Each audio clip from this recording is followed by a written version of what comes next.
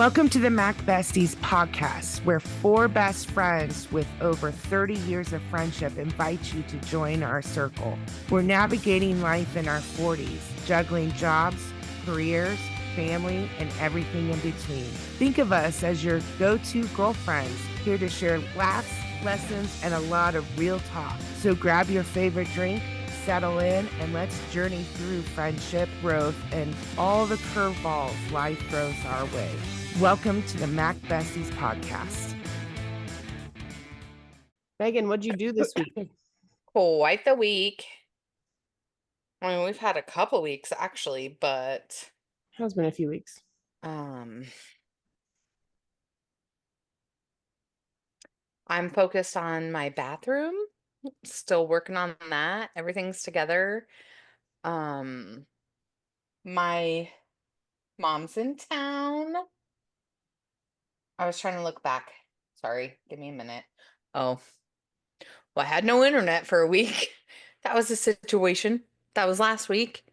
Thankfully, I have it again. It's not as terrible as it sounds. Like, literally, the only thing I wasn't able to do was basically watch TV because I have streaming. And I was actually able to watch the football game.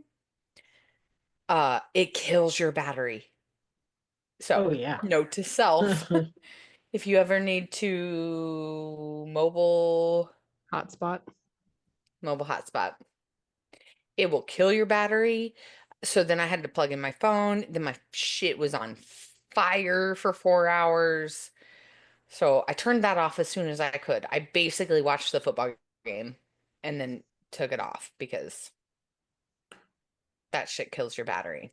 Yeah. So that was kind of a heartache, but I got through it. It was fine. I don't know. I just feel like our days were bleh. But I'm going to talk about the good days.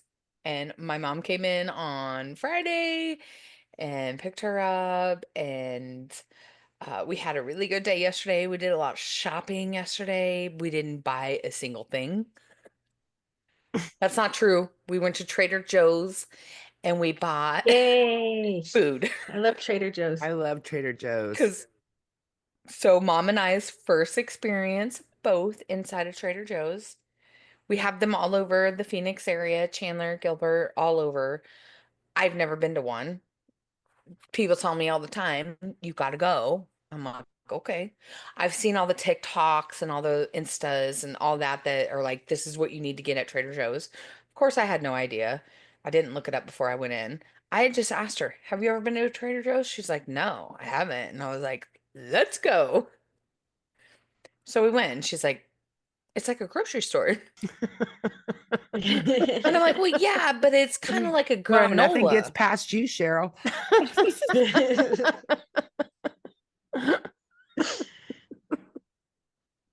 I'm like, it's like a granola grocery store. Like, everything's supposed to be healthy.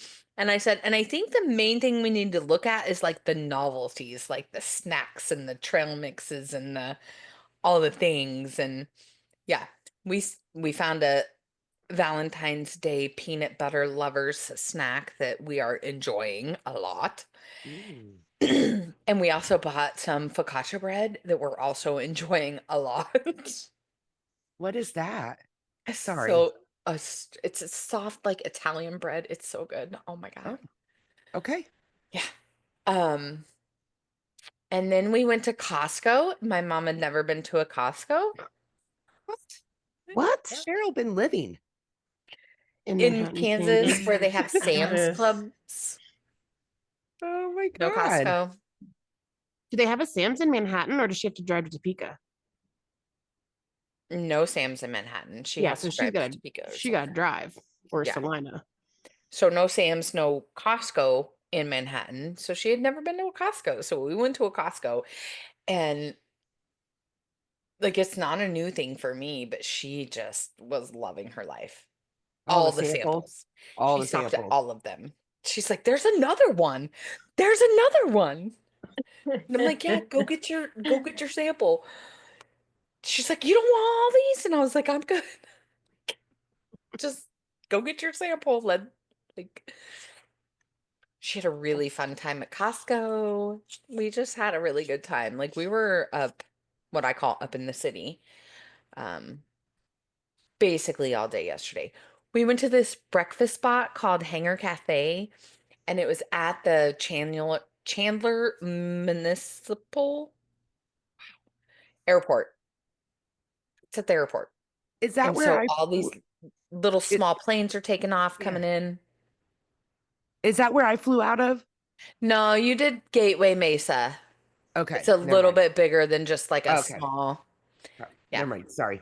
But no, very similar, but they have this cute little cafe. It's like a little diner. It's adorable, and you can watch the planes come in, land, do all the things. Like it was fun.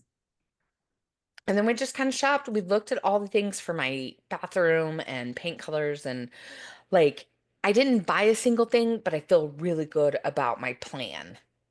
And it was really That's nice the to have my important mom part. here to solidify my ideas and tell me that my ideas were good, or tell me, maybe look at this, or yeah, Good. it was really, really nice. It's been really nice to have her input. And so I have a plan. So once the bathroom is ready, I know what stores I need to go to. I know what I'm buying. I know what I'm doing. The only thing is I gotta get a paint color on the wall before any of that. And I haven't quite gotten there yet, but we're gonna get there before my mom leaves. Good. Good. She's gonna help me find a paint color. We got 2 samples today. We haven't put it on the wall yet, but we're gonna put it on the wall. That's my week. All right. I haven't had much of an eventful week. I am getting over influenza A. So I have been in bed majority of the week. Feeling like I was dying, but I survived, and here I am. I did a little bit of homework yesterday. Um, I ended up getting up and I felt good yesterday, but then I started losing my energy, and so I took a nap. And then Katie and Sarah came over last night and we played some games. And then we ended up meeting our new neighbors next door because Jeff ended up knowing the guy's friend. And so we ended up staying a little bit up late, hanging out with the new neighbors. But then I got up this morning and I did some homework. I started Yellow Jackets. Have you guys seen that series? I've heard of it. I haven't watched it though. It is damn good. I am on episode 3, and let me tell you, so much happened in episode 1 that I was just like, oh my fucking God. Like, I am on the edge. I can't wait to go and watch another episode. It is so good. But yeah, and then I made a frozen pizza for dinner because that's how I'm feeling about ending my week. So there I am. That's my week. Not as eventful as Megan's. Yeah, But Megan's been busy. I have so much feedback, Megan. And you'll have to, you guys, forgive me. We're doing some sink repair downstairs. So I'm trying to save myself future editing heartache and muting my mic when I hear loud things. And but don't be afraid to keep working because I'm talking. So much. We didn't get a record last week because Megan had no internet, but I was going to tell you guys that the highlight of my week was I got to hold a baby. And what was funny about it was y'all knew that. I Marco Polo'd you with the baby. So super low key week last week. This week for me, I put in my notes that my body was determined to end up in the ER. I started off not feeling good at all. Feel like I had World War III going on in my abdomen. I still don't know what the fuck that is, and it's still not all the way gone. But even though you guys told me and everybody else told me to go to the doctor, I would do no such thing because doctors are not my favorite.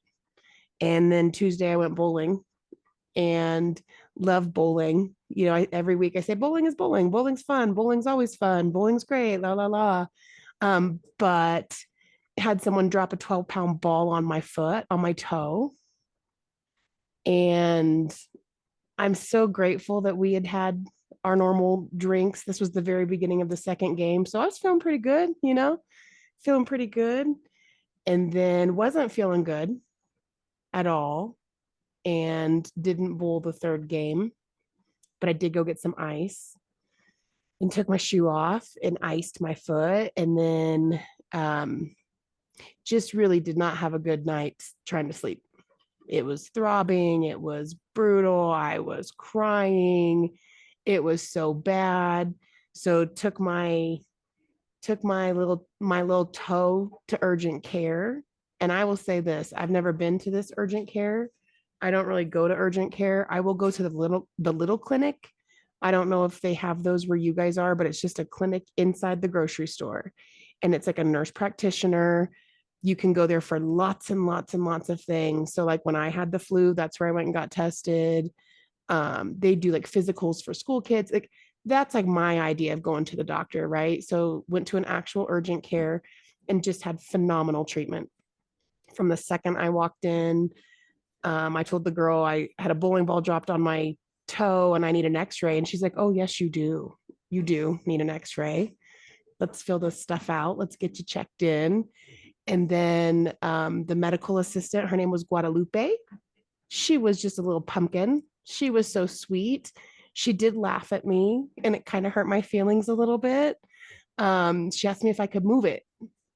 And I was so proud of myself because I'm determined that it's not broken. And so I'm like, yeah, watch this. And I mean, it kind of flickered, kind of flinched a little bit. And she goes, oh, okay. And laughed at me, like belly laughed. And I was like, Guadalupe, are you laughing at me? Like, she's just like, ha ha ha. The doctor came in, loved him, thought it was funny. He walked in the room and, we looked at each other and then he walked directly to my husband and shook his hand and introduced himself to him and then came back to me.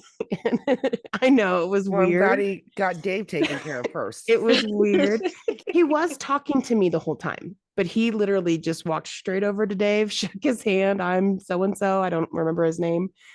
And then came to me. He was really nice to me. I thought he was going to touch it. He's like, can I touch your foot? And I'm like, yes. Can I touch the bottom of your foot? Yes. Can I touch here? And I'm like, yes. And so he like getting closer to my toe. And then I'm like, and he's like, no, I'm not gonna touch your toe. And I'm like, thank you for that. So didn't make me feel bad, didn't make me feel like a dummy. Tells me that Crystal's gonna come get me to go to x-ray. And I was like, Crystal? And he's like, yes, Crystal. And I'm like, sweet. I don't even know if he knew my name was Crystal. He might have just known that he had bowling ball on my toe in room 3. I don't know, but I don't know if he connected it, but I was very excited. And then Crystal came and she's sweet. Everybody kept offering me a wheelchair. Oh, the doctor also offered me something for my pain, which of course I think is one of my biggest fears about going to hospitals and urgent care is just even the implication that I could just be seeking drugs. To me that I'm like, hell no. I will stick with my ibuprofen, Tylenol, and naproxen. Thank you very much. Like I don't want anything. My cock bowl or my crack cock and balls and my cocktail. Yeah, Yeah. I got it, doc. I don't need anything. Like put that prescription pad away. I'm good. Plus I'm dealing with the fact that I have superwoman complex. Just FYI, putting that out there. Been dealt with it from the second it happened. Oh, let me finish this frame. Let me finish this game. I should have sat down immediately, but I'm like, no, I'm fine. I don't want drugs. I don't want a wheelchair. Anyway, Crystal walks me to x-ray. And the first thing I asked her is, what is your middle name? She goes, Antoinette. Oh. And I was like, I think she's got you on the bad middle name. on the inside, I'm like, that's horrible. You know what's really funny? She didn't ask me my middle name. She didn't care. She didn't want to know why I asked. She just said Antoinette. And I'm like, okay. And she's like, sit here, put your foot here. I'm like, okay. Kylie, that was like the best. Sorry to interrupt, Crystal. Kylie, that was the best answer you could have had. I appreciate it. It means a lot to me. I do feel somewhat better. So she goes over to her computer and she starts like typing shit in, and she goes, "So I heard you dropped a bowling ball on your foot last night." And I said, "That is categorically untrue. There's no truth to that statement. Somebody else dropped a bowling ball." Like, it is so important to me that people know that I didn't do it. I don't know why. Every time I've told this story this week, I've started with, "So it wasn't me, but a bowling ball was dropped on my foot." I don't know what the fuck is wrong with me. It doesn't matter. It doesn't matter. It does matter. Well, it so matters. Like, I'm not an idiot. I know how to handle a bowling ball. well, and it This kind of guy next bothers to me apparently doesn't. It bothers me that when I checked in, I said a bowling ball was dropped on my. I never once did I say that and somewhere in the report, patient dropped a bowling ball on her foot. No, she didn't. It was Darren. And I'm not bleeping that out. I'm not censoring it. It was Darren. Darren, Darren. Fuck you, Darren. Perfect. I was just about to ask. Dropped a 12-pound ball on my toe. Anyway, let's get back. I'm sorry. I digress. Anywho, Crystal had me do 3 different positions with my foot. Yep. And at one point she had to tape my other toes pulled way forward, which to me was just, I don't know. I got the biggest kick out of that. I thought it was really funny. Took the picture. We went back. It did not take long at all. And he came in and he goes, "So it's fractured." And I was like, "Oh, okay." And he says, "We've already talked about it. Not a lot you can do. I am going to give you this shoe. It's going to help you with walking, and just keep eating your ibuprofen. Give me your phone and I'll go take a picture of it for you." And so I gave him my phone and he walked to the next room and took a picture of the x-ray and came back and gave me my phone back. Wait, so had you not have given him your phone, you would not have gotten a photo? Correct. The picture that I sent you? Correct. Yeah. I don't know if that would have been like available to me on a portal or something somewhere. I don't know, but he literally said, "Give me your phone and I'll go take a picture of it for you." That's awesome. That's awesome. I'm telling you, from the second I walked in, I loved every person I interacted with. I'm not wearing my shoe around the house, which is pissing my husband off, who let me just stop and say, I think he might be a little too good right now. It's so nice to be taken care of. But I'm just like, oh man, is he going to resent me in a week? Like, I said something earlier about, I want a nutty bar. I want to go get a nutty bar. And he's like, "You should have texted me. I would have brought you one." And I was like, I can go get my nutty bar. He drove me to work on Thursday. I appreciate that. He helped me put my shoe on in the morning. He puts my slipper on when I go to bed at night. He's my ice king. Like my pillow adjuster, my pillow maker. And I'm just like, oh God, I don't want to be too much. It's been very nice. So sweet. What do you think you're going to feel when you get to bowling on Tuesday and you see said Darren? Well, I might ask him if he would. I might ask him if he wants to see my foot. I asked Kylie the other night and she goes, "No, thank you." I don't. People do it all the time to me. "You want to see my incision? Do you want to see my scar? Do you want to see it?" No, I don't. I really don't. I like watching horror movies. I don't want to see the real thing. Like, movies are fake. Yeah. So I don't know. The whole other team situation is weird. It was 2 older couples and they had the same, like, husband, wife. Like, you can tell because they had different last names than each other, but they had the same last name. And then Darren had the same last name as one of them. So you can only assume that Darren is their son. I would say Darren is our age, if not maybe a little older. Darren is a full grown ass adult man. help me understand how that fits into this story. I'm not sure if Darren is maybe special. Yeah. I didn't get that vibe at all. He was high-fiving me before all this. Dave said, oh, he's in his head. Like, oh, that fucked him up that happened. And I'm like, it fucked him up if I keep throwing it in the gutter. That Can might you just help be me a and social skills. help the audience understand what happened? Because I think what I got was he was maybe cleaning the ball and let the ball go. Mm-mm. When I was telling this story to Patrick, he was like, how did the rag break her toe? Mm-mm. And I was like, what are you talking about? What rag? And he's like, the rag that cleans the ball. And I was like, he didn't drop the rag, he dropped the ball. And he was like, what? Okay. He did what? So it's called the ball return, which is the machine that spits the ball out after you've bowled it down the lane. And the balls sit on a rack, Yes. right? You can fit 10 balls on the rack, assuming both teams have 5 people. A lot of times you'll see racks under because a lot of people use more than one ball. So you Mhm. need more spots. Yeah. So Darren was up at the ball rack and he was literally shuffling through the balls. I don't know why. He was like moving the balls down. And one of the balls was clearly heavy enough that when it hit the other balls, it popped a ball out. It popped out Chelsea's ball. This was Chelsea's ball that hit my foot. So Darren never touched Chelsea's ball. But what I'm saying is Darren is the one who was shuffling the balls. And even Dave was like, it's my fault. I have 2 balls up there. I didn't put away my second ball.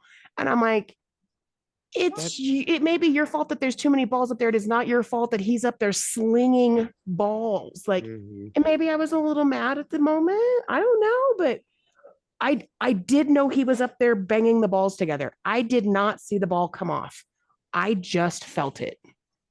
And then heard it conk, conk, conk, conk, conk, like over to the next lane. So I Oh, had my ball in sis. my hand. I had already bowled once and knocked down 9 pins. I had one more pin. And so I set my ball down on the rack I'm gonna go and for a walk.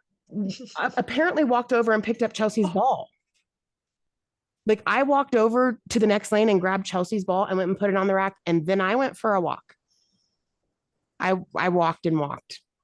I found myself in a locker room with no escape. And then I freaked out. And then I went over and I got stuck by these candy machines. And I'm like, oh my God. Like I just wanted to keep walking and I kept running out of space. So I just went back and forth and back and forth. And it took me a minute. But I was like, I got to go throw this ball because people are waiting. So I went and threw the ball. But Darren wouldn't look at me for the rest of the night. I played the next 9 frames. I should not have. But I did because I felt like I had something to prove because I'm Superwoman. Well, no, you're Crystal Field. Right. That's And who my you bones are. crack. Yeah. I do find what I'm grateful for, and that is that it was Chelsea's 12-pound ball and not one of these men's 16-pound balls and Yeah. these giant ball, and that it was just my big toe, which sucks, but it could have been my foot. It could have broke. Mhm. I could have been talking about surgery. So it's kind of a funny story to tell. And today I'm walking way better.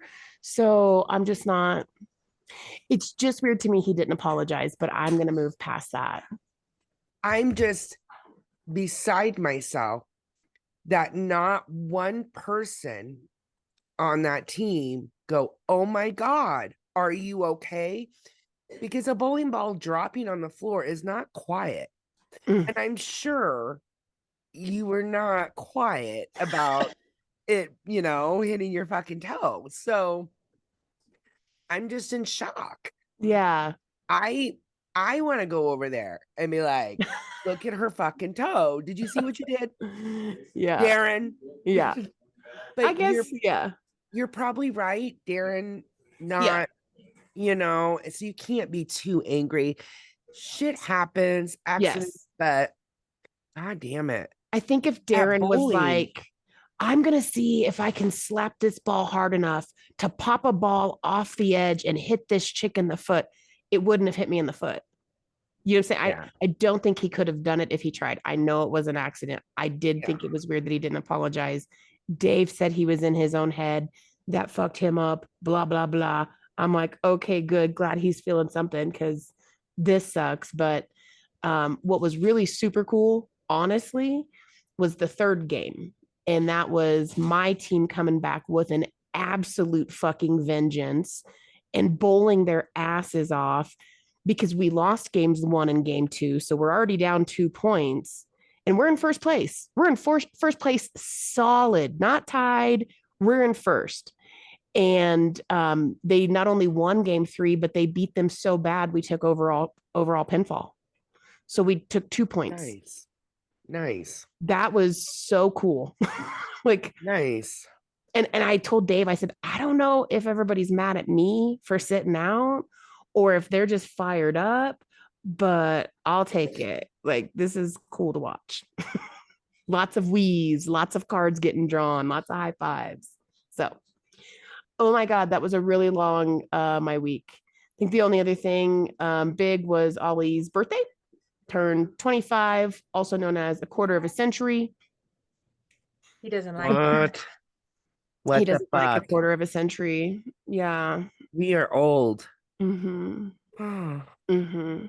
That 25 years old. not a baby anymore. Mm-mm. Oh, he said, I'm still baby. Oh, Yeah, I think that's what I've got for the week. All right. So I guess it's kind of been 2 weeks, but last Monday I started going to the gym, probably the first time in, I thought it was 6 months, and then I actually looked back and it'd been over a year. I think the last time we went was Anthony and I stopped going after we got COVID last year, and I that took forever to get over. I feel like that last round, but anyway, started doing that again last week. Last week I kind of started feeling a little bit better. I think the Zoloft is kind of finally starting to kick in. At least I think that's what it is. I assuming. Been working on my breathing as my therapist has instructed me to, and being cautious of the fact that I literally don't breathe. I will just sit here and like be watching TV and I'm not breathing. Like I don't know what it I'm I don't know what it is. But I'm just trying to pay attention to those times where I'm like find myself holding my breath and like, why are you holding your breath for? Like what's the reason? Is there an emotion behind it? So just trying to be more I guess in tune with myself and understanding why I'm not breathing and why I'm having to do breathing exercises to teach myself how to breathe. But I'm doing it. So um yeah, just no apparent reason, just not breathing. Anyway, last week bowling was good for me because I tied my high score of 148 and then beat that score on my third game with a 172. This past week it wasn't as great, but the last game I did get 140, so I was okay with that. And yeah, honestly, it's just been a lot of going to the gym after work and trying to get out of the house, doing things. On this past couple days ago, Friday, I went to go see a band that I like called Latin Soul, and usually they're up north where I was living. They actually happen to be down on this side of town, and I just took the opportunity to go. I had a really cool conversation with the trumpet player. He came, I couldn't find a seat, and it was kind of, I don't know. I'd never been to this place before, this venue. So there was definitely plenty of chairs, just people had the tables taken and their stuff on the chair. So it was just weird, and basically nobody was leaving because everybody was there to watch the show and also eat dinner and all this other stuff. So I just kind of found a place to stand, and after one of their breaks, he just came up to me and introduced himself and uh asked if there were, can he find me a seat or something. I'm like, I'm good. Sitting, I'm standing right here. I'm out of the way. Uh, so, and then introduced me to the band members as they walked by, which he was newer, so I kind of know about the band some. But yeah, they're just kind of a cover band that does a lot of different genres of music. Uh, Latin, of course, one of them, cumbia and, Mexican type music and stuff they definitely do, but then they do covers of other things. They have a keyboard player who is completely blind. He's always been blind, I believe. He plays the keyboard, he plays the shit out of that keyboard and sings. Like, just looking at him, you would not, he's, I think he's white. Maybe he's Latino, I'm not sure, but he sings the Spanish songs that they do. Anyway, he's just really great. They have saxophone players, trumpet players, drum, like guitar, bass. It's just a full band of everybody who plays instruments, and they're just so talented, and I just really enjoy seeing them. So I'm glad I got to go see them. And then I got to have a cool conversation with one of the band members that was cool for me. Yesterday I went on a couple different walks, just kind of now that I'm back on this side of town, kind of going to some of the places I used to go with MJ. And then today I marked a trail off my list that I've had on my list for a couple of years. The North Table Mountain Park, the West Side Trailhead. It's basically a ginormous incline all the way to the top of a mesa. It's just, I don't know. I was trying to see how many floors Fitbit says it was 72. Oh my God. It'd be like 72 flights of stairs, but maybe a little less than that. Holy. It's pretty steep, but when I when I that's the part I like. I like the incline. Yes, it's hard. Yes, you're out of breath. I don't know. I like that more than just a straight walk. I like the incline. So, yeah, I'm glad I was able to accomplish that. I don't know. I made it to the top. There was this couple that I ended up passing. The girlfriend needed to take a lot of breaks, and um she was kind of giving me looks. I don't know if she felt bad about the fact that big girls passing her, because she was all in her cute little workout outfit. And, anyway, I thumbs up her and gave her a smile when she finally made it to the top. But Aw.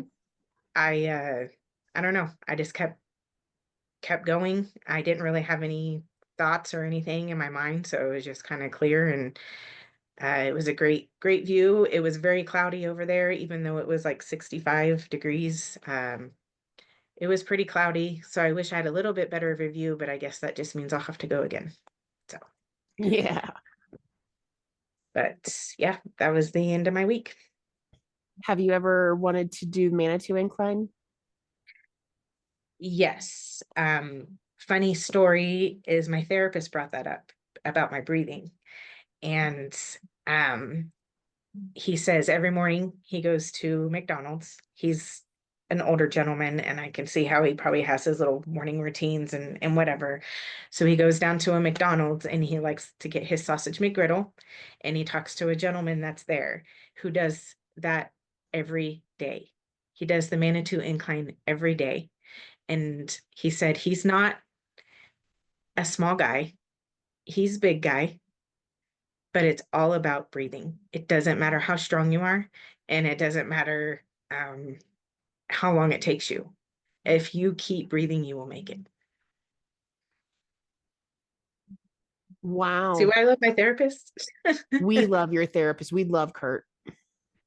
Yeah, I love him. He's awesome. Yeah, Megan's mind blown over there. Yeah, her laptop So says much it's that her camera dropped. yeah. You're on mute. But yeah, that was the perfect analogy for me. And so yeah, I mean that one's on my list as well. You do have to sign up. And I found it's mostly not because of the amount of people, it's to make sure that they know who's on there and Who's up if you there. make it or not. It's not necessarily like some places they make you sign up because it's overcrowded. Mhm. But Manitou, the incline, they say it's because they need to make sure everybody made it, made it back down. So yeah, hopefully I can get that one done this summer. Dave's done it. I think he did it with Brian. But I am certain if you wanted to do that, he and Brad would go. So if you wanted a team, I of course would never, but I honestly, after today, I literally was like, I'm thinking 14ers now. Like, I realized that was not even close, but yeah, no, I want to get up there for sure. it's because you know things are possible. When you said that you didn't have thoughts and it was, your mind was clear and stuff, and you like the incline, I'm like, well, okay, you're a sadist. But I would think it's because it's the view from the top, right? Like something about making it to the top is like fuck yeah. For sure. I mean, I didn't even look for the view at first. I just got up there and I just looked at like, you know, okay, we're at the top. Like it was almost like, what next? Like we're, so if I had more time, and if I knew things a little better, I might have went on some of the trails that were up there, but I think some of them are several miles long, so I was just worried about not making it back in time. So yeah, just have to plan things a little better, but yeah, definitely plan on doing some more stuff like that.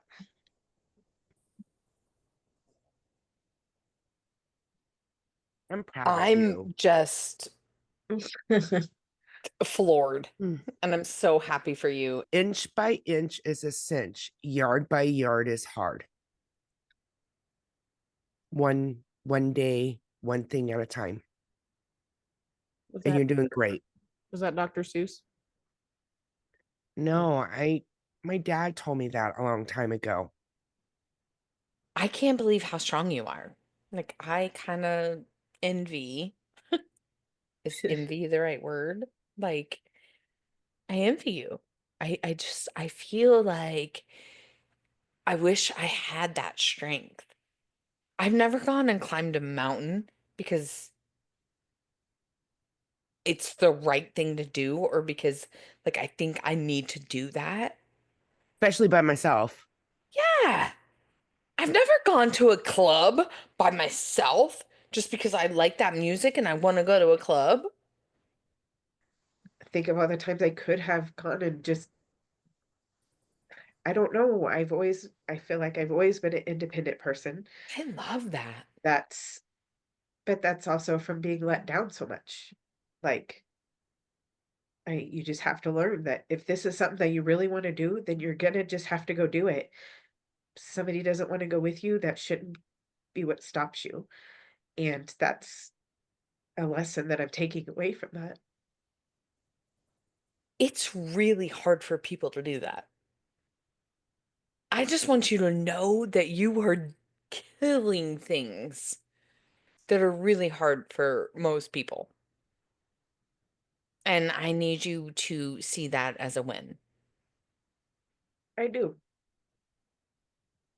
I think that we should just look for land and build a huge like house or just different houses and we just live close to each other. Crystal Where? has had this idea for like, Well, obviously not in Colorado. Yeah, right. Bro, 'Cause we need a whole compound. We right? need a yeah. compound. And I I'm think down. Let's this is what go. I'm thinking. We have a farm. We grow veggies and butter. I mean, then we do like butters and jams, and I got Veggie butter. ideas. It's gonna Who's be making the called, butters and the jams? I'm gonna churn the shit out of that butter. All right. You're on butter duty. I feel like I have to work. And we're gonna call it the Mac Bessie's farm. The retreat. Let's The Mac fucking Bestie's go. retreat. Yeah. Oh my God. You Turn it guys. into an experience. All right. Updates. Megan, Get it. you got updates? No. I don't think April. I don't think I have updates. I have No updates, things, April? but You I- guys. The well, we monkeys. all know We that the update is that the monkeys got found. Yes. Yes. Yes, the monkeys was got what- found. Yes. I opened my phone this morning and the very first article was about the monkeys. Oh, That No must be joke. because you guys are Googling it.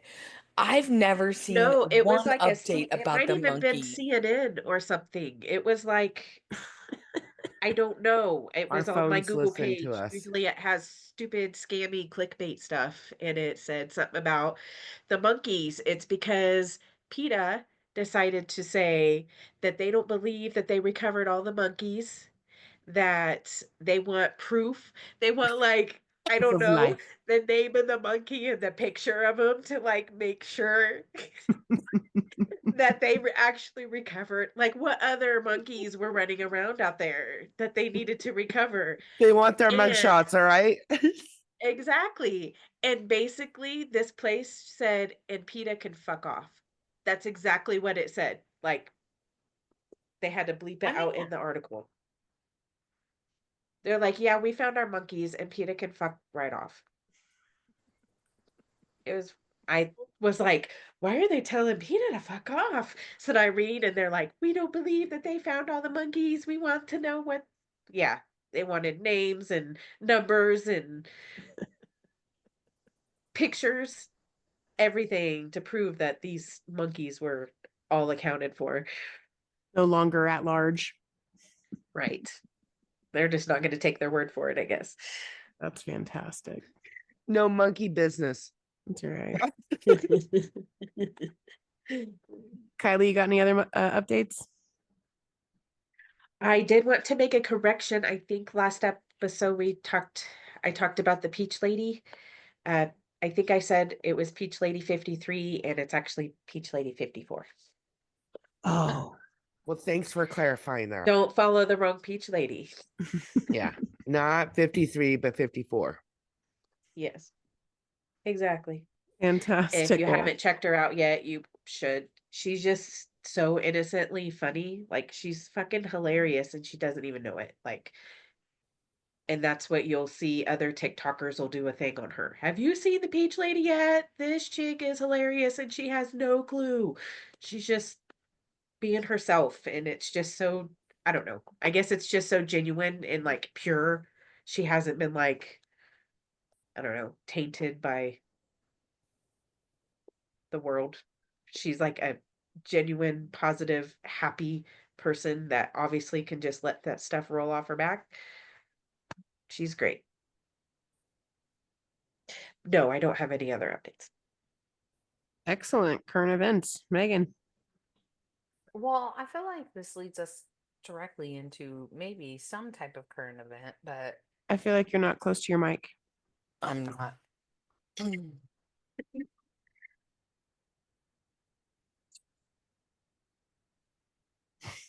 Leads us into the current event of do you feel like you're still seeing the same TikToks? Because I am not. I've tried to go into the Facebook and block the things and do the things, and I heard about that like as soon as it happened, and I blocked them, and I see some, but there The are last couple definitely people days, that I have seen news articles finally, like news finally, but at first, no news. Like no current event. The wildfires stopped immediately. Like all the coverage on that. Like I'm deaf. I just started. It might have been like Friday. I like saw an art. I was like, "Whoa, is this a repost or is this the actual new?" And it was, the usual little news clip or whatever. Yeah, I like hadn't seen him for a minute. when TikTok finally came back, I was like, "Yay, TikTok's back! Like, let's go, let's go!" And I was like, and it kept telling me like, "Do this if you want your actual TikTok back." Like honestly, like I watch a lot of cooking videos, but I feel like Crystal maybe watches more, um, making videos because that's her work, that's her thing. That like she's actually posted making videos, right? So it's like her niche or her thing. So she's going to get more of those on her TikTok if the algorithm is algorithm. Yeah. Algorithming. Um, what I've realized very quickly though, and this goes back to maybe like conspiracy or whatever, maybe the reason that they didn't is like I see nothing like recent. Like if I'm going through TikTok, I saw nothing about the airplane crashes. I've seen nothing about anything recently happening.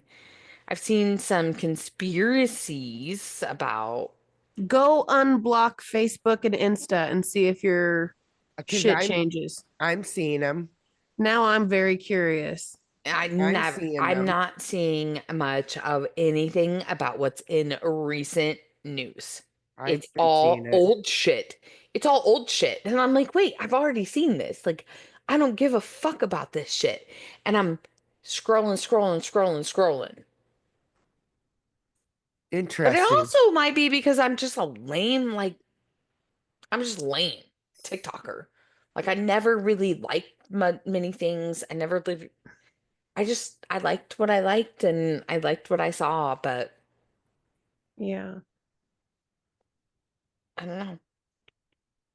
Some major things have happened, and those are not things that I'm coming up with on TikTok. I will say there have been a couple things that have crossed my page as far as like some conspiracy as far as the flights go, or the flight that, The helicopter one. Yeah. yeah, Yep. From Wichita. yeah. Yeah. Yeah, I was gonna bring that up. It's just horrible. Nothing like I felt like I would have seen pre-TikTok ban. Like I feel like pre-TikTok ban, that shit would have been on everybody's news. It doesn't matter what your algorithm was. Like you would have seen it as you're scrolling. Like you would have figured it out. Like to be completely honest, as sad as it sounds, like there are times where I literally got my news Sure. from TikTok. I Sure. got my news from Instagram. I got my news from Facebook. Yeah. If my Sure. TV hadn't have been on that day, it just happened to be on that day. And we happened to be listening to um network television. Normally it's on Netflix or normally it's on like Hulu, but we're watching a series, right? Mm-hmm. So we're never on like network. We're never on CBS, NBC, ABC. Like we don't watch that shit, right? We happen to be watching it on the day that that happened. So I got the news, but not on my TikTok, not on my Facebook, not not not not seeing that shit. Interesting. Interesting. Jinx. You owe me a Coke. That is weird because I'm seeing stuff, but maybe it's because I don't know. I don't know. I can't explain it. Yeah. Just friendly reminder, social media is media, right? Like these platforms aren't just what they started off being, like ways to connect with people you grew up with and went to high school with. And their TV. You get ads, you get influencers, you get, they're trying to sell you shit. They're trying to get you to join this club and come to this event and go to this jazz festival. And, oh, here's somebody you might know. And it is media. So I think there's nothing wrong with like getting your news from TikTok. April, what else do you have for current events? That was it. Just the Okay. plane from, that left from Wichita to Washington. And yeah, it's just a sad deal. And how they had all those young skaters, because, Wichita had the figure skater thing at Interest Bank Arena last week. And yeah, it's just a horrible situation. And then the other flight that crashed in Philadelphia after that, 6-year-old, I can't remember, I'm so sorry, she just had like a life-saving surgery and was flying home and the plane crashed. I don't know why we're having so many airplane difficulties this year. Oh man. Okay, well, I hate to be that girl, but I'm gonna be that girl. I We didn't can't get all be the way on here much through. longer. 10 My minutes. husband's home, my mom's here. Can you do 10 minutes? Yeah. Because we don't Okay. have that much left, right? Oh, we have a shit ton left, but I can't be that girl. We were doing. I actually kind of want to know Crystal's opinion on the flight sitch and if you really do think there's a conspiracy involved. Oh, in it. I don't have an educated thought on what happened. I didn't ask you don't. for an educated thought. I Well, asked you for your opinion. I actually think my opinion is exactly the same as yours, and that is it was a horrific accident. I actually said, I hope it was like something mechanical, right? Like, I would love for this to just be a crazy, coincidental, horrific accident. Do you think we'll ever know? Yes. well, yeah, the recording of the box. You think they'll really tell us if it was or like not accidental? I think they'll they'll tell play some people. Yeah.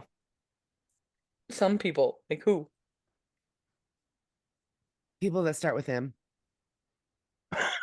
You're going to get an email. Check your email in 6 to 8 weeks. It's going to be titled Black Box Recording Leaked. Stop it. I'm kind of serious though. Like, do you think we'll like legit know what really happened? Yes. It may not be in the near future, but do I think that eventually there will be evidence of what happened? Sure. And if there was any nefarious stuff going on, if there was any kind of investigation that leads to some bad network or people, or I think we'll know that. I think if it was just a horrible fucking accident, they'll be able to prove it. Like, I feel like if it was like legit a hit, we won't know about that. Oh, sure we will. They're not going to let us find out about that. No. Sorry that I have to like. No, you're ramble. fine. Mondays and because I Wednesdays. also really wanted to talk to Crystal about Leather for Hell. Oh, 'cause yeah, I we do listened. I have so did. much more. Did you listen to it, April? No, I need to. I'm gonna put it on right now, and then that way when I go smoke a cigarette, I can listen to it because I'm still on your guys' Spotify. I mean, it literally takes like That's 3 fantastic. minutes. Like you get it in the first 3 minutes. Well, I don't know. thanks, It's like, Megan. I "Ooh." will. I didn't mean it like that. I'm just joking. saying. I was caught quick. Like I Leather love it. for Hell, huh? I just Mhm. kind of, yeah. I would like to like deep dive into maybe if there's like a thought that you have Regarding Yeah. the song? for you. Yes. Did you just feel like it was like too high, like a pitch? That was the main issue, like not the lyrics. It was just more of like, Oh, how the does my lyrics. child think I'm actually going to be able to sing this song? Yes, the lyrics are very challenging considering how intoxicated I normally am after the bowling alley. So that's that, but it's obviously sounds like a fun song to sing. There's a run she does right off the bat that I'm like, what? Yeah, And it's a then lot. and then I can do some of it. I've been practicing. I've been listening to it one like on repeat. I was in line at Emissions for an hour and a half the other day. One song, just listening to this song over and over. I can get some of the hard ones, but at the very end, the very end, she hits a high one, and I think it's flat, and I think it's flat on purpose. It sounds fucking awful to me. So I think, God, even if I do hit it, it's going to sound bad. But yeah, I think it's going to be an extremely hard song to sing. My question is, has Ollie sung this song? Ollie would be singing the male part of the Yeah. song. Okay. Oh, so it's gonna be a duet. It is a duet. Oh, I didn't realize it was a duet. It is. Like I thought he was just challenging you to. Okay, now. Oh, I get it's a it. He wants challenge for show. Oh shit.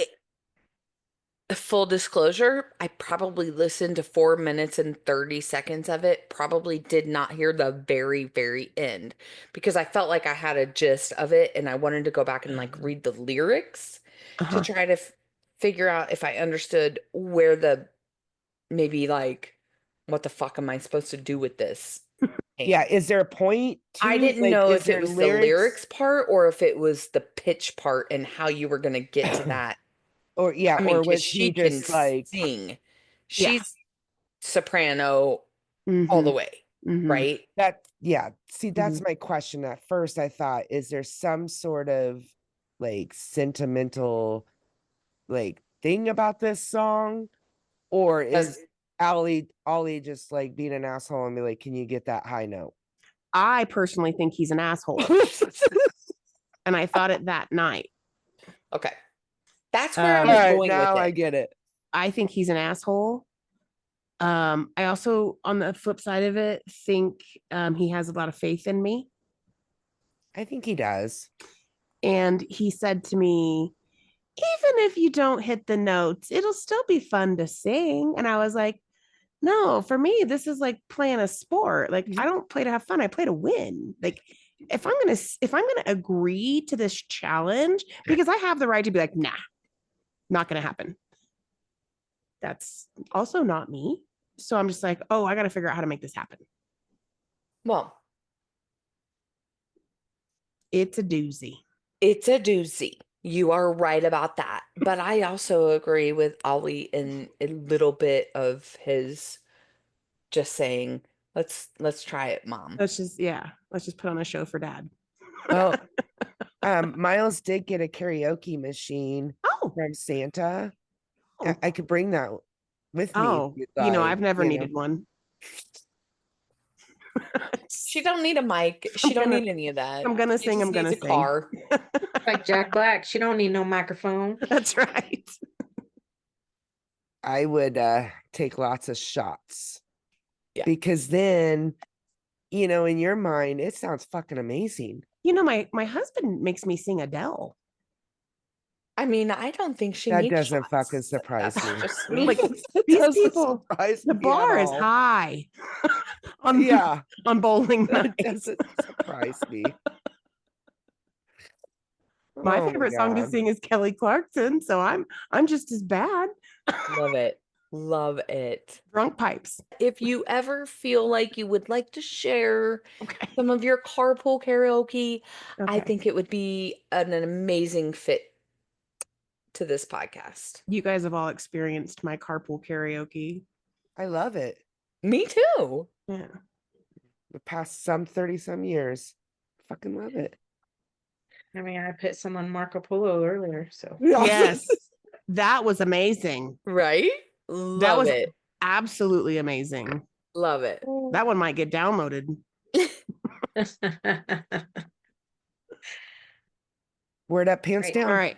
No emotional talk, no conspiracy talk, no challenges. I'm just kidding. Don't even look at each other. Megan's like, read your fucking script, say your line, and then mute your mic. Yes. That's all I We want have to hear from 90 you. minutes. We have 90 minutes, ladies. All right, we'll touch base tomorrow and figure out a time and go from there. Sounds good. Love you, bitches. Love you, too. Love bitches. you guys. All right. Bye. Bye. Bye. Bye. I think we left off talking about, I think we had done updates and we were doing like current events, and it's been a whole ass week. Mhm. More shit. Anybody dying to talk about anything current events? I'm not necessarily dying to talk about it, but I just have What my is it? notes from Shit. where we were, and I think I would probably go first, so I'll go. Yeah. Go. So again, we're catching up from the week before last, right? Mhm. So this is actually like from January 25th. No? No. If you want, All right, whatever. you talk about whatever you want to talk about, Megan. The It's floor is very true. yours. I'm gonna It's very mute. true. Okay, so I was obsessed with the planetary alignment that happened at the end of January, because the sky in Arizona just hits different. And I'd be outside since we moved here and we lived in the camper. I love watching the airplanes and seeing the stars, and it's cool. It's a hobby of mine. To watch the planets? Patrick and The I have even talked 38 about years that we've known you, you're sneaking off on planet retreats or what? no, but No, I mean, I feel like Megan's always been a sun, moon, and star type of a chick. I mean, Yeah. we don't get to see it a lot here. We are in the city, so yeah. yeah, you don't get to see the stars when you live in a city, and you have to go drive a long ways to get rid of the city lights so you can see it. So unless it's really super bright, yeah, we don't get the great views of the alignments and all that stuff. Yeah, I mean, there's even like a city ordinance in town. They have like it's dark as fuck here, basically. They have like dim lights. They don't have a shit ton of street lights like you would see. Um, I fucking hate driving at night here because it's really dark. There's no street lights. But when you're at home, sitting outside, chilling, looking at the stars, it's amazing. So, and I always want to know what they are. And yeah, so anyway, January 25th, there was a whole alignment with um Mars, Earth, Venus, Mercury, Neptune, Saturn. It was pretty cool. It was fun to see. Mars like glowed in a little red, like you could tell that it was red, Mm-hmm. a hue of red. Um, so yeah, that was fun. And then yeah, Patrick and I talked about potentially getting a telescope, which I think would be super fucking cool. And the one he was looking at, like you can put your phone up to it so you can like take good photos and like get good shit. Yeah. So I'm excited for that. But the other thing I wanted to note was I had seen what my sign was during that planetary alignment. I know what my sign is, so I'm not using the right terminology. Basically my like horoscope, what it was during that. And I thought it was poignant and I wanted to note. It says for Pisces, subconscious discoveries will be made, allowing you to understand your actions better. You know why you behave, but it's up to you to find out or find ways to change your ways. The path toward healing might take time, so prepare yourself to work hard to mend these wounds. And that hit different for me in January 2025. I think it's spot on, just like the planets. So That was my current event. Well, Thank you for listening. oh my God. 2 things. They have, and I used to have the app. I must have deleted it. There's an app that I used to bring up when we were out at the cabin that you can see like what planets and stars are around. I think it's like Sky or something like that, and it's free. But yeah, we always see Mars during the summer out at the cabin, and it's really cool. Or I think we even saw Jupiter last year too. Yeah. But with that alignment, it kind of, so I wonder if that's what's causing all the plane crashes that's been happening. That was my current events that I was going to bring up, of course, was the plane crash that left here, Wichita, and was on its way and didn't make it, crashed right before landing. And at least they were able to find all 67 people now. But yeah, when you brought that up, I was like, I wonder, because then there's been 3 other planes that have gone down. There was a plane with a little girl that was just leaving, that just got treatment, and they were flying back home, and the plane went down. And That was one in gosh, Philly. Isn't that yeah, essentially everything we talked about last week? Was the plane crashes? I don't think so, because I wanted to, or did. No, we did. We talked nothing but. I think that's all we Mm. talked about last week was the plane. We Yes. didn't really like jump in super deep with details, but we talked. Oh, okay. But then I wonder, with the alignment of the planets, if that caused. So I do remember now, because the guy was running 2 planes and we talked about that. Okay. We talked about airspace, and It's been a whole week, and I drank Well, there's nothing heavily. but plane Friday. crashes all fucking week too. So Yeah. they're still happening, y'all. A plane went down in Alaska. Yeah. Yeah. there's a Yes. missing plane overseas. That another one, that one of those like Malaysian flights that just disappeared. Like Maybe it's it is because there it kind is of gives me actually goosebumps. Like it's something is weird. Something's I don't Yeah. know. Yeah. It is kind of weird. Have you guys seen that show Manifest? Mm. I That, started it and couldn't get through it all because it was too yeah, weird for me. it was really good. I liked it, about the plane that disappeared and then reappeared. I don't know how many years later, and they didn't know. And they thought didn't were age just, or something, right? yeah, Yeah. yeah, yeah. I remember that. I don't know if we So ever I watched wonder it. if that's watched what's it. going to happen with this Malaysian plane. Probably not. Interesting. I don't have any other current events then, just what all these plane crashes and Yeah. I've been seeing a lot about protests at all 50 state capitals.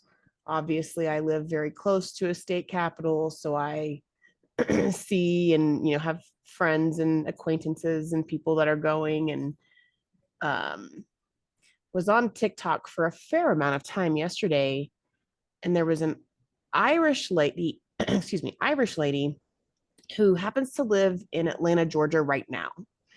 And she said, I just heard that there are protests taking place in Germany and all over the world for the United States. Like, people are like, shit's going down in the US and we need to rally the troops. And is that true? And could not believe the comments. Lots of people, yep, German here, it's true. We've been protesting for 3 weeks. Lots of people, it's not just Germany, it is all of Europe. Other people, it's not just Europe, we're protesting in, such and such place. And I'm like, why am I not seeing that? Why Because am the I not media seeing doesn't want that? us to see that. yeah, exactly. I What? literally watched it because I have also been watching the TikToks, and this guy was like, I can't remember who he is, but anyway, he was saying how, these people are protesting, and other people from overseas saying, why aren't you guys doing this? And he literally was like, because we can't afford to.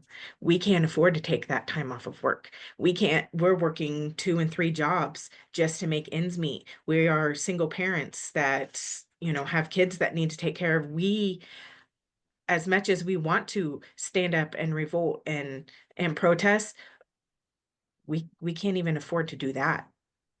Like, so I just think I don't know, that hit in a certain way for sure, because the people that are struggling the most, like we have our King Supers here, they're all they're going through issues with the union and Kroger. So they're protesting right now. And Yeah, they're those striking. people don't, those people are fighting for more money because they can't afford to live. And not all of them can afford to do it, and they're having to cross their own picket lines to go to work. Like, that would be a hard decision to have to make every single day. Like that, I'm having to choose putting food in my family's mouths instead of trying to stand up with my people, like it's sad, the position that we're in right now. Yeah. Well, and that just goes right along with the whole medicine too, with the Wisconsin student that passed away because insurance, stopped paying for his Advair. I see, being in the healthcare and being an advocate, I've heard, I don't know how many times, oh my God, thank you, I can go buy groceries now, or I can pay this electric bill. They're making choices. Do I get my medicine, or do I pay, the electrical bill and get groceries? Like, no one should ever have to make that decision ever. And that's sad. The messed up time and I hoped that 2025 would be better, but I don't think it is. It's got to get worse before it gets better, though.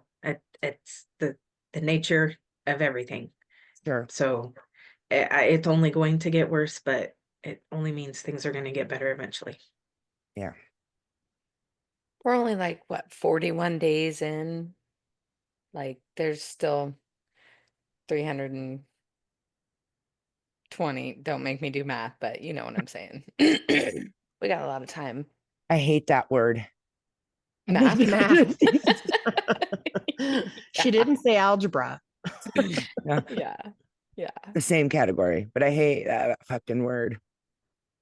But yeah, it's sad. My mom and I kind of talked about the whole healthcare thing when she was here. Like, she's on Medicare, but they also have a supplement, and they pay around $700 a month for what they have, and they can do that, right? Like, and I'm like, there's not a lot of people in your position that can do that. Right. And then they're one medication, they're one illness away from basically being fucking bankrupt and have nothing at all. Like, it's terrible. Blessed and thankful for, I guess, whatever what we do have. And that's my point. Like, that was kind of what I was trying to tell her. Just be grateful. Yikes on bikes. How did Silver Fox take that? Not terribly. She's like, you're right. And then she was like, why am I paying $700 a month? That's fuck crazy. And I'm like, yeah. Yeah, that is Yeah. crazy. Yeah, my dad's gonna start Medicare next year. So at the end of this year, he has to like start the enrollment. Mom was telling me, I think November or something. And I'm like, oh God, because I'm gonna have to go up there and help. And I'm not gonna want to deal with that. But he's on blood thinners, heart meds, like expensive medications. And I know that they can afford it, but still. Definitely something you have to budget and think about. Yeah. Even at the age of 72, especially if you're on retirement, like Yeah. solely retirement. My mom still works. She's fine, but Yeah, my mom's retired too. so And it pisses my dad Do you off. think we're going to have Medicare and Medicaid next year when your dad needs to apply for it? I don't know. I mean, who knows? Yeah. Who knows if we'll even have Social Security when we need it? Right. Who knows if we'll have resources and benefits to help us when we need it? Like the way that the world is going now. Scary. Bananas. This shit is bananas. BANNA. No. Mm-mm. Nope. Crystal's like, I am cutting that out. No. Oh no. All right. Events are current. Events are current. This country is terrifying. What's cooking good looking? Megan. Today I made jalapeno poppers because my mom and I were gonna make some while she was here, and then we never did. So you got to make them now because you got the stuff, right? Yeah. Okay. So thankfully we had only bought 3 jalapeno poppers or jalapenos, excuse me, which makes 6. But Patrick doesn't eat them, so now I get 6 to myself. How do Which you is make fine. them? Is that going to be what you're sharing with us? How you make them? I can. Can you please? Very Oh, they're simple. so good. I thought I made them before you. Very I simple. think everybody makes them their own way. I was just gonna. I'm Oh, jumping the gun, but I'm Yeah, telling you, the person who makes the absolute best jalapeno poppers that I've ever put in this big fat mouth is on this call, and it ain't me. You know what I'm saying? I already know who it is. Shh, Jesus, It's my not me. mouth's watering just It's not thinking about. me. Yeah, no, Kylie makes some bomb jalapeno poppers. I'm not even Excuse hungry, me. but my mouth is watering. Watering. Ugh, man. All right, Megan. Yeah, How do you no, make your I did poppers? very simple. I just did some cream cheese and some shredded cheese, onion powder, garlic powder, bacon bits, stirred that bitch up. I clean out my jalapenos really well because I'm not a big spice girl. And then, uh, so yeah, stuff those with the cheese mixture, wrapped it in bacon. It's in my fridge waiting for dinner. You bake them? I will bake these. I don't have an air fryer. I could use the air fryer on my oven, but it kind of sucks. I don't like it. Mm. Um, so baking, I could put them on the grill too, because Patrick's doing Mm. ribs. Smoke them. You can absolutely smoke them. Um, so yeah, I guess I could take them and like do some on the grill and some in the oven and see which would better. Taste test that bitch. There I'm you proud go. of you for eating jalapenos. I did not know that you do that. Yeah, I mean, I can get a little bit of heat. Like, it just can't, like, it's got to be scraped out really well and stuffed with some good cheese that, like, takes the hotness away. And then the bacon, of course, helps get it Mhm, all down. mhm. I agree. You can take a little bit of heat from time to time. Sounds like it. A little bit. So, yeah, I made those. Those are prepped. And I have cheesy potatoes in the crock pot. Patrick's making ribs. Mm. Very nice. Yeah. What did I do this week? I think Monday or Wednesday, I found a bag of chicken pieces that you could use to make kebabs out of.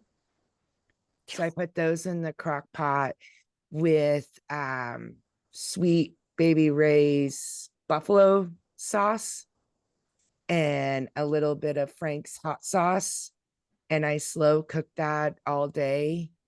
And oh, it is so good. And then we ate that over rice.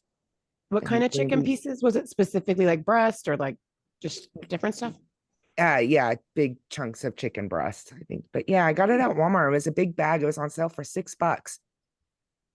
Because usually I get chicken legs or little chicken wings, and I'll do the sweet baby Ray's and that. And yeah, the boys love it. And but no, I got the chicken pieces this time because I was like, well, look, Miles, you don't have to eat around the bone. You can just eat Right? the meat, Take bites. And yeah, he told me, he was like, this is delicious. I'm like, well, I will remember that. I will get this again. But other than that, today we're just doing snacks. I've got mushrooms and cheddar bites. I got stuffed mushrooms that I got at Dylan's. They're already stuffed with cream cheese and garlic, salt, and shredded cheese. So Are they fresh mushrooms? Mm-hmm. Yeah, fresh mushrooms. And I'll put those in the air fryer. And then I got some shrimp for Miles. He loves shrimp scampi. And then what else am I doing? Oh, I'm going to make meatballs and brown gravy and cook those. And then Friday, work was so awesome. They celebrated my birthday. When I got in, there was like a whole thing of snacks in the business office, and there was like a birthday, banner.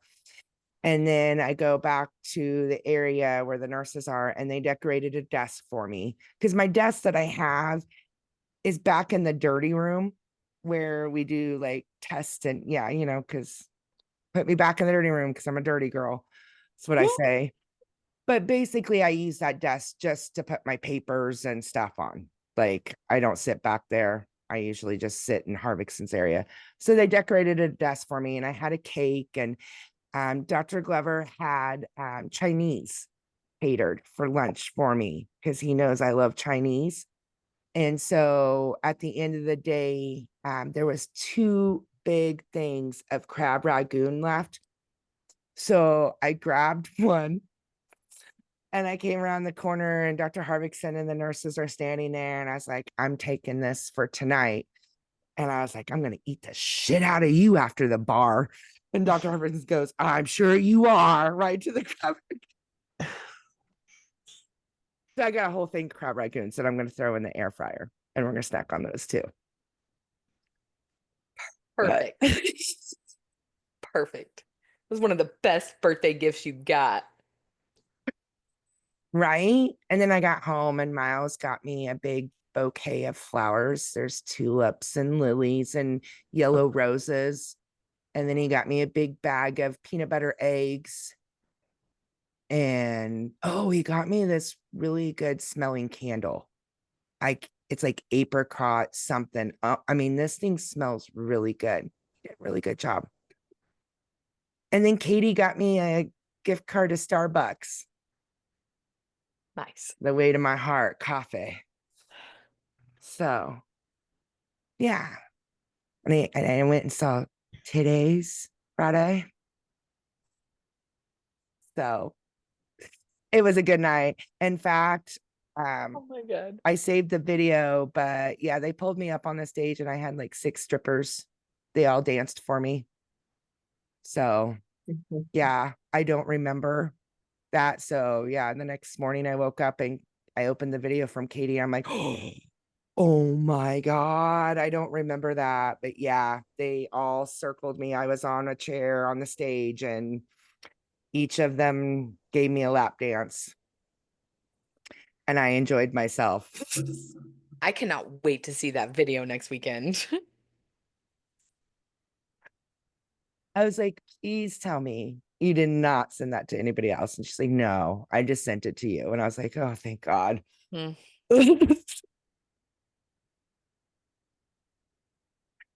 That is So so yesterday I was hungover. Oh, I went and saw the Circus Soleil show, Mhm. and that was really awesome. And I meant to tell you, Megan, we were talking about it. This lady was sitting in our same row down on the other end. So we were like 1 and 2, and they were 19, 20, whatever. And her and her husband, I'm assuming, they were on a date, and they were both dressed nice. Like, he was in a like tux, and she was in this like sparkle gown. And I was like, oh wow. Like, anywho, at intermission, they leave, and then you see her come back, and she has this like lighted headband up. And I was like, oh. So then of course I look at Colby, and I'm like, they're on mushrooms. Like, you can tell they're shrooming. She is enjoying herself right now. Okay. And so then you see her stand up, and she like comes and she's standing in the aisle behind us. And I'm kind of like watching her from this side of my eye, like, what is this chick about to do? And she has this light up thing that like lights up and spins. So she's like lighting it and doing this. And I'm like, watching her. And then all of a sudden she comes out with another one. She's got two of them. So she's just going. And I'm like, oh, like, so then she looks at me, makes eye contact. I'm like, oh, she notices I was staring at her. So then she comes a little bit closer and she's like, is it okay? Like pointing at Miles. And I was like, okay. And so she walks up to Miles and I was like, hi, young sir, what's your name? And he's like, my name is Miles. And she's like, I am Amy, and shakes his hand. And she goes, here you go. You can have this. Enjoy the show. And so she gave him one of those light up things. And he was just so excited. It was about, and I was like, thank you so much. And so at the end of the show, I was like, Miles, go tell Amy, thank you again. And he's like, I am. So he walks over and he's like, thank you, Amy, so much. You made my night. And she goes, you're welcome, young man. And yeah, it was just the sweetest thing. But yeah, they were really enjoying the show. Awesome. I thought for sure you were going to tell me they were part of the show and that Miles got on the show. And I know. Yeah. No, sorry. That kind of went into the what's cooking. I'm so sorry. I just had to tell you. we'll have to splice that together somehow. Yeah. I'm like, did you eat off of the strippers? Did you? Nope. Okay. Do you want me to tell you what I did to the strippers? I can't wait to see it. I mean, if you feel the need to, Some of them smelled really good. Yeah. And I told them, you smell really good. And yeah, you're not supposed to touch the strippers, but I did a lot of touching. A lot of ass grabbing. Yeah. Hmm. Anyways, here's to 45. I was going to say, happy birthday to you. Hell yeah. Oh, there's so much more. I can't, but I have to tell you in person. So. What's her name? Anywho, that's all I got. Okay. Crystal, what have you been cooking? I had two things on my list. One thing I actually made, and one thing I just have on here because got to share the recipe at some point. But I made some chicken marsala last week, and it's something I've made before, but good Lord, I don't know. This one was different. It was real good. Real good. Real good. What exactly is chicken marsala? Yeah. Chicken marsala is normally chicken breast, but I got chicken thighs. I was a little nervous, but it wasn't bad. That was Dave and Ollie. They got what was there. I cook it in a marsala is a wine sauce, but it's like not alcohol, like it's on the shelf, not in the wine section, Yeah. Yeah. Chicken and mushrooms, essentially. I, of course, put some onion in there and some garlic and some seasoning and red pepper flakes and kind of gravied my sauce up a little bit because you can eat it with noodles. You can eat it with rice. I happen to like it with mashed potatoes. So I wanted more of a gravy than a super runny sauce.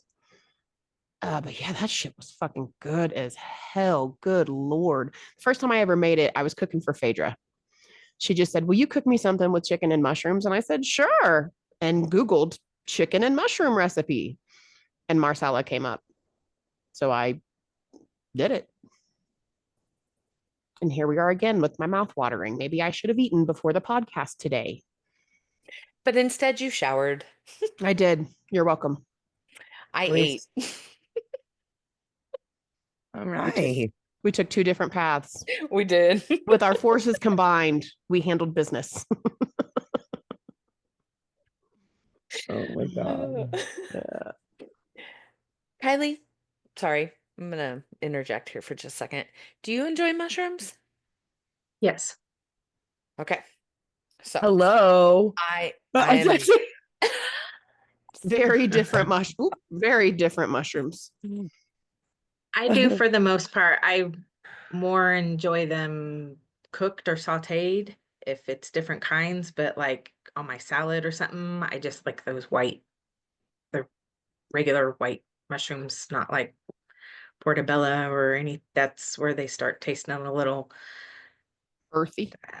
earthy, Yeah. exact, Great word. yeah, mushroomy fungi. So Dirty. Dirty. yeah, I mean I don't do mushrooms. So it's not surprising to me that I didn't know what chicken marsala was because I would never Google that. Mm. You know, I don't like raw mushrooms. I would never put raw mushrooms in a salad. I like them cooked. That's the only way I like them. Anytime I've ever partook in a mushroom extravaganza that was not simply for food consumption, but for fun, I struggle hardcore. I struggle. In fact, I won't even really eat them anymore. We The obviously teas. have access to them, but it just makes me so nauseous. So nauseous. Even after I've gotten them down, like I struggle and it's awful. I enjoy it, but I also hate it. So yeah, mushrooms and me, if they're cooked in food, can do. Do you like stuffed mushrooms? Love them. Megan, have you ever had a stuffed? Oh, my I've sister. had fried mushrooms, which Mm, I Yeah. enjoy if they're Yeah. small enough and cooked right. and But the other ranch than is good. that, Yeah. Yeah. Yeah. My sister can make really good stuffed mushrooms, and I can't remember. I know it's cream cheese and cheese, but then I think she like cooks sausage too. Mm, And so, yeah, and then puts that whole mixture in the middle of the mushroom. yes, I would eat that. I think my favorite stuffed mushrooms I've ever had was Joe's Crab Shack. Those were Mm. just so damn good. And they even had little teeny tiny shrimp, which I don't like shrimp. Oh, I can't eat shrimp. Can't do the you don't like texture. shrimp? It's not the flavor, it's the texture. I can't do it. And trust me, I want to do it. Even When I fried shrimp? see shrimp, can't do it. Hmm. When Red Lobster does their shrimp scampi Yeah. feast, the commercials just make my mouth water. I wish I could eat shrimp. I wish it looks so good. Shrimp cocktail looks so good to me. Like, oh my God, I want to eat shrimp. When we go Yeah. to Texas Roadhouse and they get grilled shrimp, I want to eat that. I cannot do it. But these little teeny tiny ones, they're little brine shrimp, little sea monkeys in the Joe's Crab Shack ones. And I can do that, but yeah, those are some good stuff mushrooms. Mm. Sounds good. shout out to Joe's, man. I don't even know if they're still in business. I'm good. Oh yeah, I haven't been to a Joe's in forever. Yeah. I think the last time was right before I had Miles. Oh Yeah, wow. we did like a baby moon. And yeah, I was like, I want Joe's Crab Shack. And we get there and I order my food and I can't eat it. I was just nauseous. And Oh. Colby's like, you wanted this. And I'm like, I know, but I can't eat it now. Like, I could not eat seafood while I was pregnant. But yeah, I don't know what it was. But Miles loves the shit out of shrimp. He'll eat shrimp like there is no tomorrow. So will Ollie. Yeah. Yeah, we were just talking about shrimp, and I said, man, can you imagine how different our dinners would have been? This was Dave and Ollie and I, talking about it. And Dave's like, yeah, I fucking know. I've been neglected for 25 years because you won't eat shrimp. I'm like, oh my God, I'm a horrible wife. Now, here's the thing. I have made them shrimp once or twice because I'm fucking brave as hell and did like a seafood boil. And that shit was bomb. I mean, and it had mussels and clams and oysters or something, some kind of shell, crab legs, all scallops, all the things. So yeah, they got shrimp that day. But Shrimp's they about the have only Shrimp's about the only seafood I eat. It is the only seafood I eat. Ugh. Ugh. I want some really crab legs. crab legs. I love crab legs. I love crab legs. Oh. With the butter. Mm. Mm-mm. Tear some shit up on that. Every once in a while, we'll get crab legs on sale here, $10 a pound, and it's a 4-pound box, $40, and I'll like, yep, scooping that up. Yeah, because you don't need anything else, just crab legs, Nope. You like crab legs, Kylie? Yes, I like most seafood. I'm not a big fish fan though. Unless it's, I guess I like sushi. I don't like a lot of, I'm not a big salmon Yeah. fan. I know a lot of people like salmon. Yeah. If I do eat fish, it's like a fish fry or Cod. if it's super fresh, like when I did fishing excursions and stuff and you get to take your fish home, that fish is great. But yeah, in general, unless it's like fish stick or breaded in some way. But yes, like crab legs, mussels, shrimp, octopus, all that kind of stuff. Calamari. Yes. Yeah, I do eat calamari. calamari. We do like that. Yeah, I can't do shrimp and lobster. Cannot do lobster. Oh, So lobster. Yeah, it has to be fresh, and otherwise, it's just got this or fishy taste. Yeah, I think the last time I tried to eat lobster, I was just like, ugh, and just trying to dunk it in the butter, trying to. I do like fish. I don't like catfish. I don't, but Yeah, I like catfish, but I like salmon. I like Ugh. cod. I like tilapia. I like white Mahi. fishes. You like I mahi like tuna? never had that. No. Not a shrimp. Not a sushi person. I've never had sushi. Nothing about sushi is appealing to me. The rice is bad for me physically. The seaweed, which I've tried that by itself, not good for me. I love sushi. There's one place here that does build your own sushi roll up at Southlands. It's called Mount Fuji.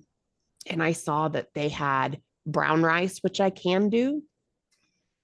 And like cucumber, which I can and will do. Imitation crab can and will do. So I will eventually make my way there and eat sushi with my fam. The problem is they are sushi people and they have their favorite sushi places. And like they are typically like all you can eat type situations. So like they go get certain named, like, oh, let's get this roll and that roll. And like they have names and shit. Oh, my kid just brought me a Mount Fuji. He wants to go have sushi with his mom. I didn't even hear him come up. I just saw him right next to me. All of a sudden you see the sushi menu come across. There you go. Mount Fuji. Have you done sushi, Megan? Have you eaten mahi? No. Okay. No, not at all. Mahi was huge in Hawaii, obviously. Sure. Patrick would eat a ton of mahi. Not for me. Do not do sushi. I have been to sushi restaurants so I know what you're talking about. The one that I go to also has like Asian food that I will eat or Korean food that I will eat. I either get like lettuce wraps or bulgogi. I really like bulgogi. But then everybody around me is eating sushi and they do the same thing. They get like 2 or 3 of the rolls that all of them like and then they just eat. So yeah. I did get fresh fish one year. Our first year we went to Jamaica. My mom found this off the wall restaurant that had the best lobster and whatever. Had 5 stars. it was a crazy restaurant. Like we showed up and honestly, like mafia or something like runs this place. Cause yeah, it was awkward. At first we were like, do we even go into this place? Like, this is scary. But then you walk in, because on the outside it looks like a fucking shack. But then you walk in and it is super nice. You go through the restaurant and then there's a big ass pool out back with seating and stuff. So we sat out there and I had fresh tuna and it was good. And I'm not a fish person and my parents couldn't believe, but I was like, I'm in Jamaica. I can get lobster and crab, you know. In Rome. Yeah, I'm gonna try this fresh tuna and it was fucking good. Really good. But other than that, I'm not salmon. I don't like salmon. I Ugh. love salmon. Mm. I like to grill my salmon. Yeah, my parents are all about salmon, and I tell my mom don't cook that shit when I'm home because I won't fucking eat it. What about like fish and chips? Would you ever get fish and chips at a Yeah, restaurant? I do. Yeah, Okay. and I've done the last time I did that was in Florida, and that because it was fresh, and I'm not even joking. My fish came out looking like a fish, but it was Yeah. fried. Yeah. But yeah, it was whole. Yeah. So in Seattle, when I went to Seattle, I had fresh cod there at the market. Yeah, it was damn good. So yeah, I guess it has to be fresh, like for me to be able to eat it. Interesting. I have a couple things on the fish sitch. In Germany or in Europe, they would bring out the whole fish, like the whole fish, and it wasn't fried, and like the head was on and the eyes were there, and they just kind of pick at it and eat the meat out of it. Ooh. It's fucking bizarre. Oh, I'm not hungry fried. anymore. Second to that, do you guys remember, and maybe it wasn't all four of us, but just going to Long John Silver's and being nuisances and eating the fuck out of some Long John Silver and then ringing Yes. the fuck out of that bell on our way out? Yes. Fuck yeah. I remember eating the shit out of those hush puppies with tartar Fuck sauce. yeah. The crispy things left in the box after the good fish. Yes. I will hunt down in Long John Silver's. We still have a couple in the metro area, but none of them by me. But I'll hunt them down every once in a while and go get some. That's what my I tell favorite. people. My favorite is there's a food truck that comes through, and I'm pretty sure they're from either Illinois or Indiana, but they're called On the Hook. That is top 2 best fish and chips I've ever had in my life. Like I followed them on Facebook. I was hungry the other day and was like, "Ooh, are they nearby?" They weren't. They were in Colorado, but not. They were like in Grand Junction or something. But yeah, every once in a while I'll go hunt them down and go get some fish and chips. We have On the Hook in Wichita now. They just opened up last year sometime, a restaurant. But yeah, I'll have to check it out. I wonder if it's the same one because I'm pretty sure these guys are specifically food trucks. I feel like I've heard that On the Hook may have been in Manhattan before, or Oh, they have a food truck in Manhattan that's called that as well. I don't know. But yeah, when people ask me if I eat fish, I'm like, not really, but I can get down on some Long John Silverfish. yeah. Love Long John Silver's. Way to be classy, Megan. I mean, I was born and raised in Kansas. Like, come know on. that I live in the LJS middle out of the there. country. I'm not getting fresh fucking fish. And if you do, it's bluegill and fucking bass, catfish. Yeah, It's catfish at a yeah, fish I like fry. Long John Silver's. And also, Patrick got this fresh ass, oh, that's hard to say, fresh ass fish from a coworker of his when his job's prior anyway. This guy was like on a fish boat in Alaska and had brought him back some literally right off the boat from Alaska, and he fried that up and I ate that. It was flaky. It didn't taste fishy. It was pretty good. Did I tell you guys that my cousin Jordan goes to Alaska and fishes for 3 months salmon? Isn't he the one that was on the Yes. the TV. Yeah, for I can't remember. But yeah, Jordan. Deadliest Catch. Yeah, Deadliest Catch.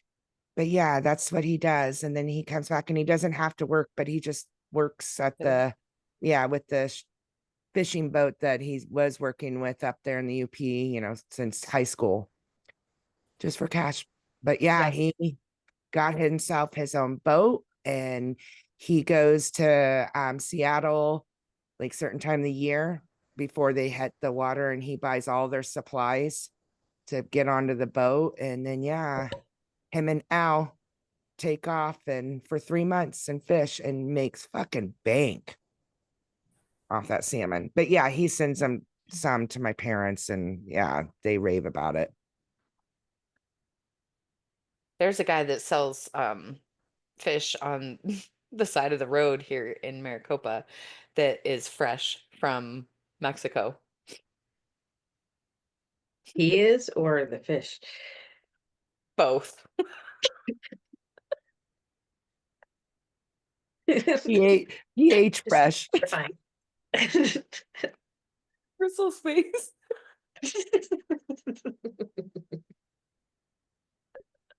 Okay, I need a timeout. I have to go to the bathroom. You do need a timeout, actually. Think about what you've said while you're in there peeing. Whatever. Oh my God. That's just hilarious. Kylie, what's cooking good looking for you? I've been watching a little more cooking stuff on TikTok, so maybe someone will come up with a recipe that I am intrigued with. But who do you like on there?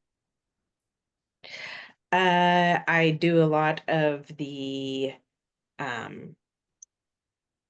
applesauce and ADHD, the lady who does the aggressive tutorials. Yep. She just does a lot of basically Midwestern stuff. So doing the hamburger helpers or the rice-a-roni, but she doesn't do it out of the box. She just does it, she has the rice, she has the noodle, so not having to use the boxed hamburger helpers to do a hamburger helper or whatnot.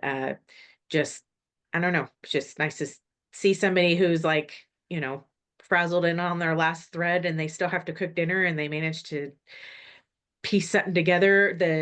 Forgot to pull the meat out, it's still frozen. Oh well, it's not that big of a deal. Like, just throw it in your Instapot and there you go. Like, I don't know, she just always cracks me up. She has this other guy that she follows and reposts, and his name is Manny, and he will do a little more bougie take. Like, they'll compare, I'm doing taco rice tonight, let's see if he can do it better. And it's just, to see his version and her version, they don't go off of any recipe, they just kind of throw shit together and don't really measure. I like doing that kind of stuff instead of, will follow a recipe, and then after I've followed the recipe, I'm like, okay, this is what I do to make it better. So, and then make it my own thing. Yeah. Do you know Mississippi Queen? I don't think so. Look her up, you'll like her, and I think it's Kween. Obviously, okay. She's from Mississippi, but she has been doing some cookbooks. Like, her recipes are that good. I've made stuff that she does. She's also very real. She talks about grinding oregano. Yeah,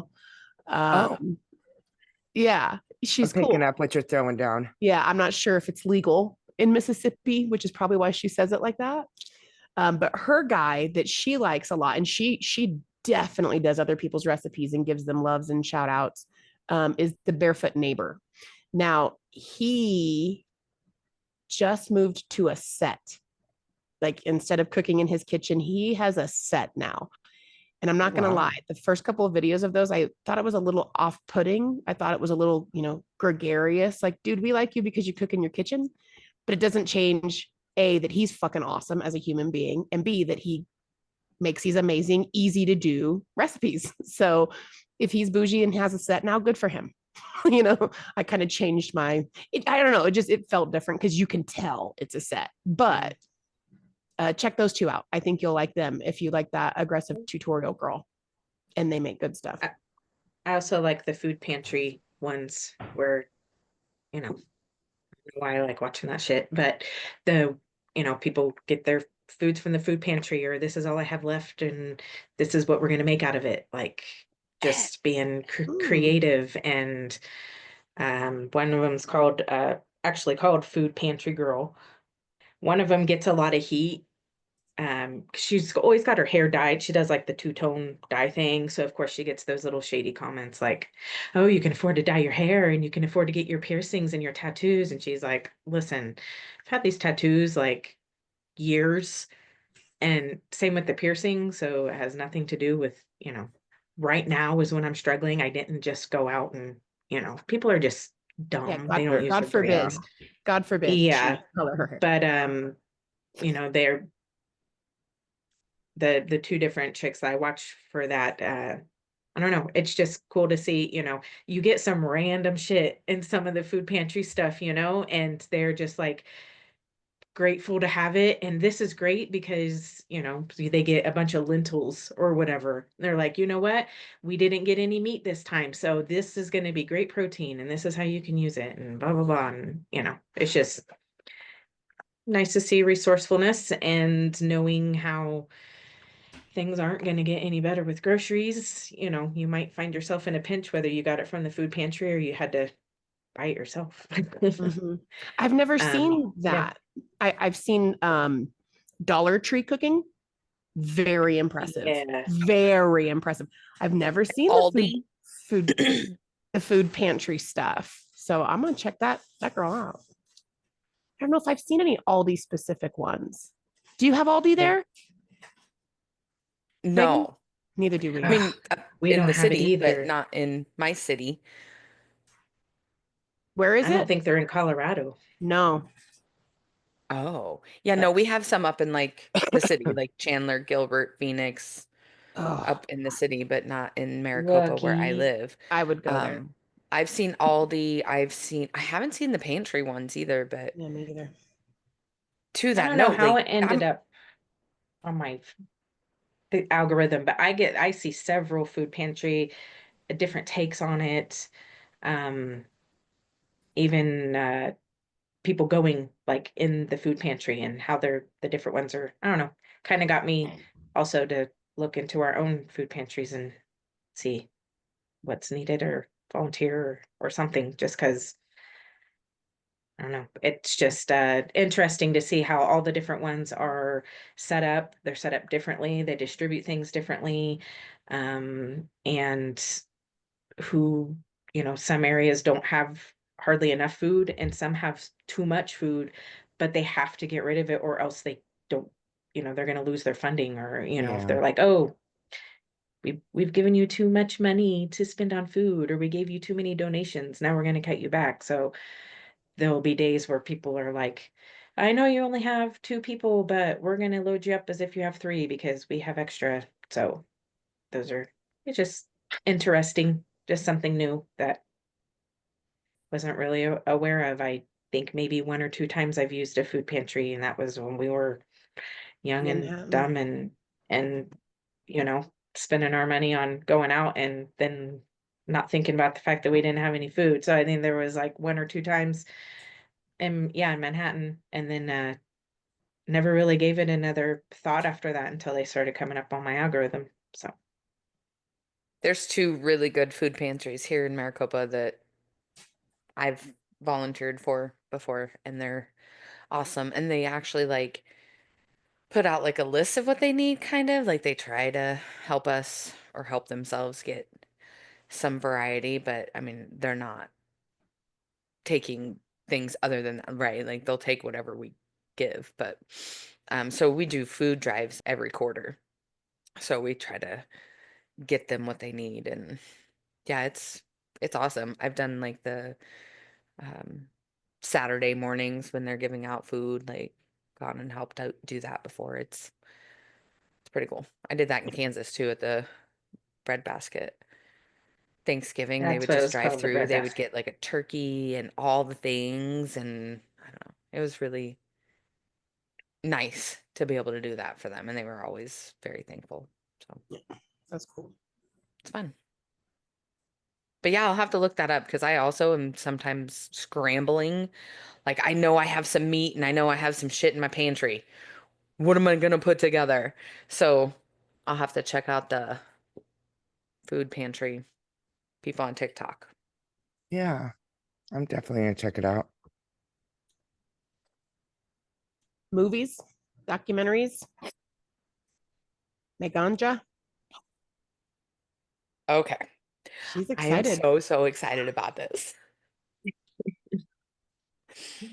Um, on Thursday night, my mom and I were looking for something to watch, and um, I love me a good documentary, docuseries.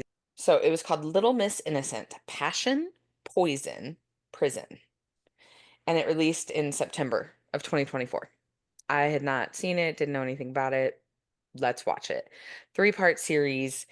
And I'll just read you Hulu's description and then kind of go into it. So it's a three-part docuseries that tells the story of Caitlin Conley, a 31-year-old former receptionist who claims she has been wrongfully convicted of the 2015 killing of Mary Yoder, her former boss, and the mother of her ex-boyfriend, Adam. Known as a polite young woman in her town of Socoit, New York, Conley's conviction sent shockwaves through the local community, dividing the town about what and who to believe.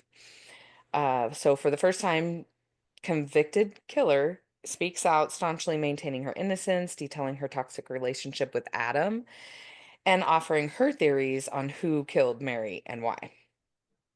The docu-feature also features never before seen police interviews, exclusive audio recordings of the victim the day on she was poisoned, and never before heard audio interview with the victim's husband, Bill Yoder. Unrivaled access to friends, family, investigators, local townsmen, the docu-series is the first time in 7 years the Yoder family has gone public, and the first time since their daughter's conviction that Caitlin's parents have spoken out. So they got everybody. They They got got everybody. everybody talking. They got everybody. Okay. So Caitlin Conley grows up in this small town of Socoit, New York.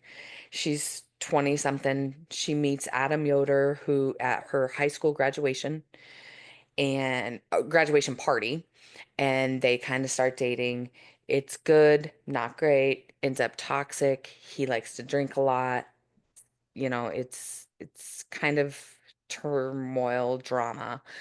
But she works for her family or his family, Mary and Bill Yoder. Is his name Bill? I think his name. Yes, Mary and Bill Yoder at a chiropractic. They're both chiropractors.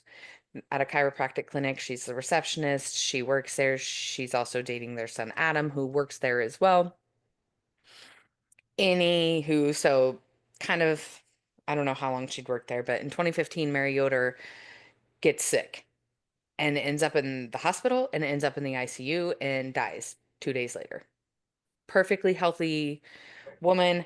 Don't know how old she is. Should probably find that out, but not super old. Like, I mean, her kid's like 21, so she's probably 50s, maybe. Yeah, Anyway, 40s or 50s. Yeah. yeah, just dies. So they do an autopsy, and they realize in this autopsy that her cause of death is a poisoning of colchicine. Colchicine. And this is a medication that is used to treat gout. It's not used anymore. It was actually taken off the market in 2008. This happened in 2015, but you can still get it. You just have to request it. Um, and that's basically what was done. It was requested and it was gotten. It comes in a powder form, so they suspect that she was poisoned by this. And it basically like eats your body from the inside out. It's terrible. So the docuseries talks about how Caitlin is now broke up with Adam. Adam's kind of crazy. Adam drinks too much. Bill's also kind of a weirdo. Bill finds out from the medical examiner's office that his wife has died of this, but doesn't contact anybody, just goes along with how sad he is that his wife died. And it's her sisters who live in Florida. This is in New York, upstate New York. Mhm. Mm-hmm. Her sisters who live in Florida end up calling the police in New York and say, "Hey, this is suspicious. I need you guys to look into this murder or this death because she was not on cocaine. She no." Um, and they say, "You need to look into Bill, her husband." And so they're looking into Bill, they're looking into Adam. The medical examiner's office and the police department get a Anonymous. anonymous letter that say she died of this and this is where you'll find the bottle, which is basically the vial is in Adam's vehicle under the passenger seat of his vehicle. And they go to Adam's house, they get his vehicle searched, and there it is. She's like, Adam and Bill are up to or whoever wrote this letter say Adam and Bill are up to it. So they call Caitlin in because Caitlin has knowledge of the daily business, and they call her in and start getting her to talk. Very long story short, they end up getting her to admit that she's the anonymous person, and that basically Adam has told her that this is where it is and this is what it is. And they decide that actually whoever wrote this letter, because they knew exactly where it is, was the killer. She's this 21-year-old innocent girl that's like just trying to say, I think my ex-boyfriend and his dad might have something to do with this. Like, this is scary. And they turn it around to, you actually did this because you love Adam and Adam doesn't want anything to do with you, and tell us the truth. And basically she's like, I didn't do this. They go to try. The sisters also, there's three other sisters, one of which Bill Yoder is now sleeping with and in a relationship with. The eldest sister, 6 months later, they're together. But that's okay because they weren't together before Mary died. And it was a tragic It was a situation that brought them coincidence. together. And so they're together. Meanwhile, the other sisters are still in Florida and they're writing the investigators. And what are you finding out about Bill? Like, we know he did this, and it's possible that Adam had involvement. And they indicate to her, don't worry about it. We have a suspect that we are pretty sure did it. And they replied and said, if you think it was Caitlin Conley, you are absolutely wrong. And she did not do this, and you have the wrong person. And they were like, no, it was her. We know she did it. So they take her to court for murder. They charge her with murder. She's out on bail. She's just living her little life best she can. She's like 21 years old. They try her for murder. It's a hung jury. 10 innocent, 2 guilty. 3 guilty? Is it 12? It's 12. It's 12. Yeah. 10 and 2. And they're like, well, shit, man. Like, how'd that happen? That can't be possible.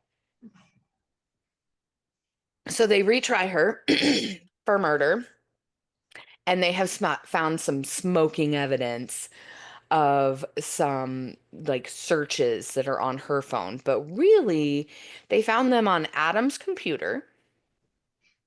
He had downloaded them and put them in a secret super spot on his computer. He had downloaded stuff from her phone and put it on his computer, and then hid it away on his computer. And it was all this stuff about how she researched the cocaine, signed for it.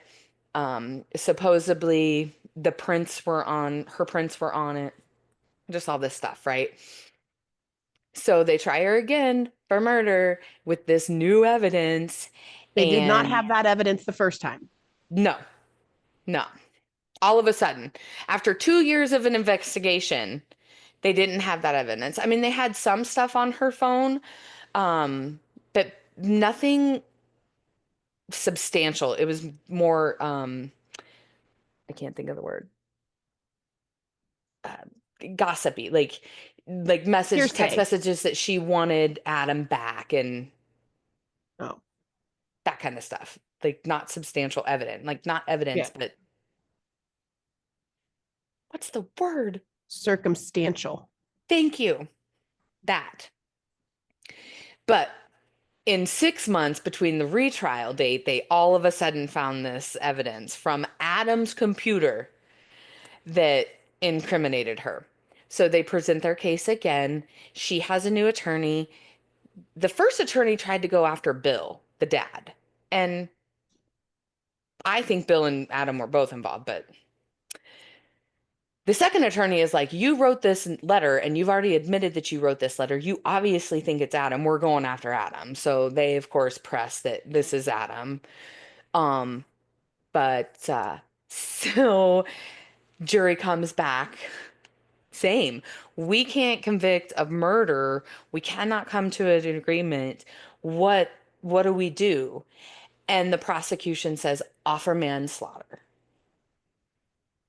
So now it's not just murder, which has a whole like thing, right? You have to prove beyond both charges you have to prove without a reasonable doubt. But whatever the difference between murder and manslaughter is, they basically went back and they were like, okay, well, we don't want to charge her for murder, but we'll go ahead and we'll find her guilty of manslaughter. That should be So they find her guilty illegal of manslaughter That and they is, sentence her to 23 years in to prison. introduce a new charge. Like, oh, okay, well, here. yeah. The judge let them. When they came back and said, we're unable to come to a decision on murder, what do we do? The prosecution tells the judge, well, it's bullshit, but apparently it's legal. So they found her guilty. And like her dad was on there and it was so sad because her dad's like, I don't think I'm gonna live 23 more years. I'm not gonna be able to hug my daughter. And like she's like, I absolutely didn't do this. Like I talked too much. Like, of course, she never did ask for an attorney. At one point, her dad told her, you don't need an attorney because you didn't do anything wrong. Oh, Like wrong. my mom and I were just like, wow, go get an attorney. Oh my God. Like, but No matter they, what nowadays, you need an attorney. Like, yeah, and they just to just even look over a document, it seems like everything. They just that's bulldozed sad. this poor girl. And I was just like, this is terrible. I can't believe this is happening. So as soon as it's over, I'm like, I have to know. Sorry, I had to find my phone. I'm like, I have to know. I have to know where we're at. Like, where are we? So I pick up my phone. We watched this on Thursday, February 6th. I pick up my phone and I Google Caitlin Conley.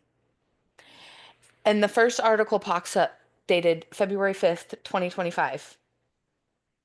And it says, Caitlin Connolly released from prison on Oneida, which is the county. DA Mule's plans after conviction overturned. The Oh, manslaughter conviction was overturned by the appellate judge. Um, they citing the handling of evidence by the Oneida County Sheriff's Office and lack of effective counsel. So as you read the article, it talks about the evidence that should not have been allowed, and that was the refound evidence on Adam's laptop. yeah. And the phone information, because they basically just took her phone from her. They had a warrant for her phone, but they didn't have a warrant for what was in her phone. Like all the rules, regulations, and it even says in here that the new DA at this point isn't sure if they will even retry her because that evidence was so substantial in the conviction. And I know this is a lot, but then I also found a letter that was written by the sisters to the appellate. Mary Yoder's sisters wrote this whole letter about how you are wrong. I know for a fact that it was Adam and Bill Yoder that had something to do with this, and they have full immunity because they gave them full immunity to testify against Caitlyn while they were framing Caitlyn for this murder. They now have full immunity. The sisters are like, "You got it wrong. She didn't do this. My my brother-in-law had access to this, and now my brother-in-law is attacking my other sister." Basically, the other sister has like mental illness that he ended up being with 6 months later, Yeah. right? Mm-hmm. Has like some type of mental illness, but also has a lot of money, and they're worried about her and her safety because of the neglect of the police department, and they need to let Caitlyn out. And it was so that's my very long story about a very good story that I didn't know anything about. The docuseries was amazing. My mom and I from the get were like, this poor girl did not do this. And then of course they get the other side going in like episode 2, right? And so then you start second guessing yourself, but Sure. we just never felt good about it. Like it just something wasn't right. Even though they said they had her fingerprints on the vial under that, like Adam was kind of crazy. Um, he could have very easily, I mean, he could have Yeah. Googled that shit on her phone while Sure. she was there. He could have gotten her fingerprints on that. Like yeah. I just I think they framed her as soon as Bill got the call from the medical examiners, because mind you, there was no investigation up until that her sisters opened one.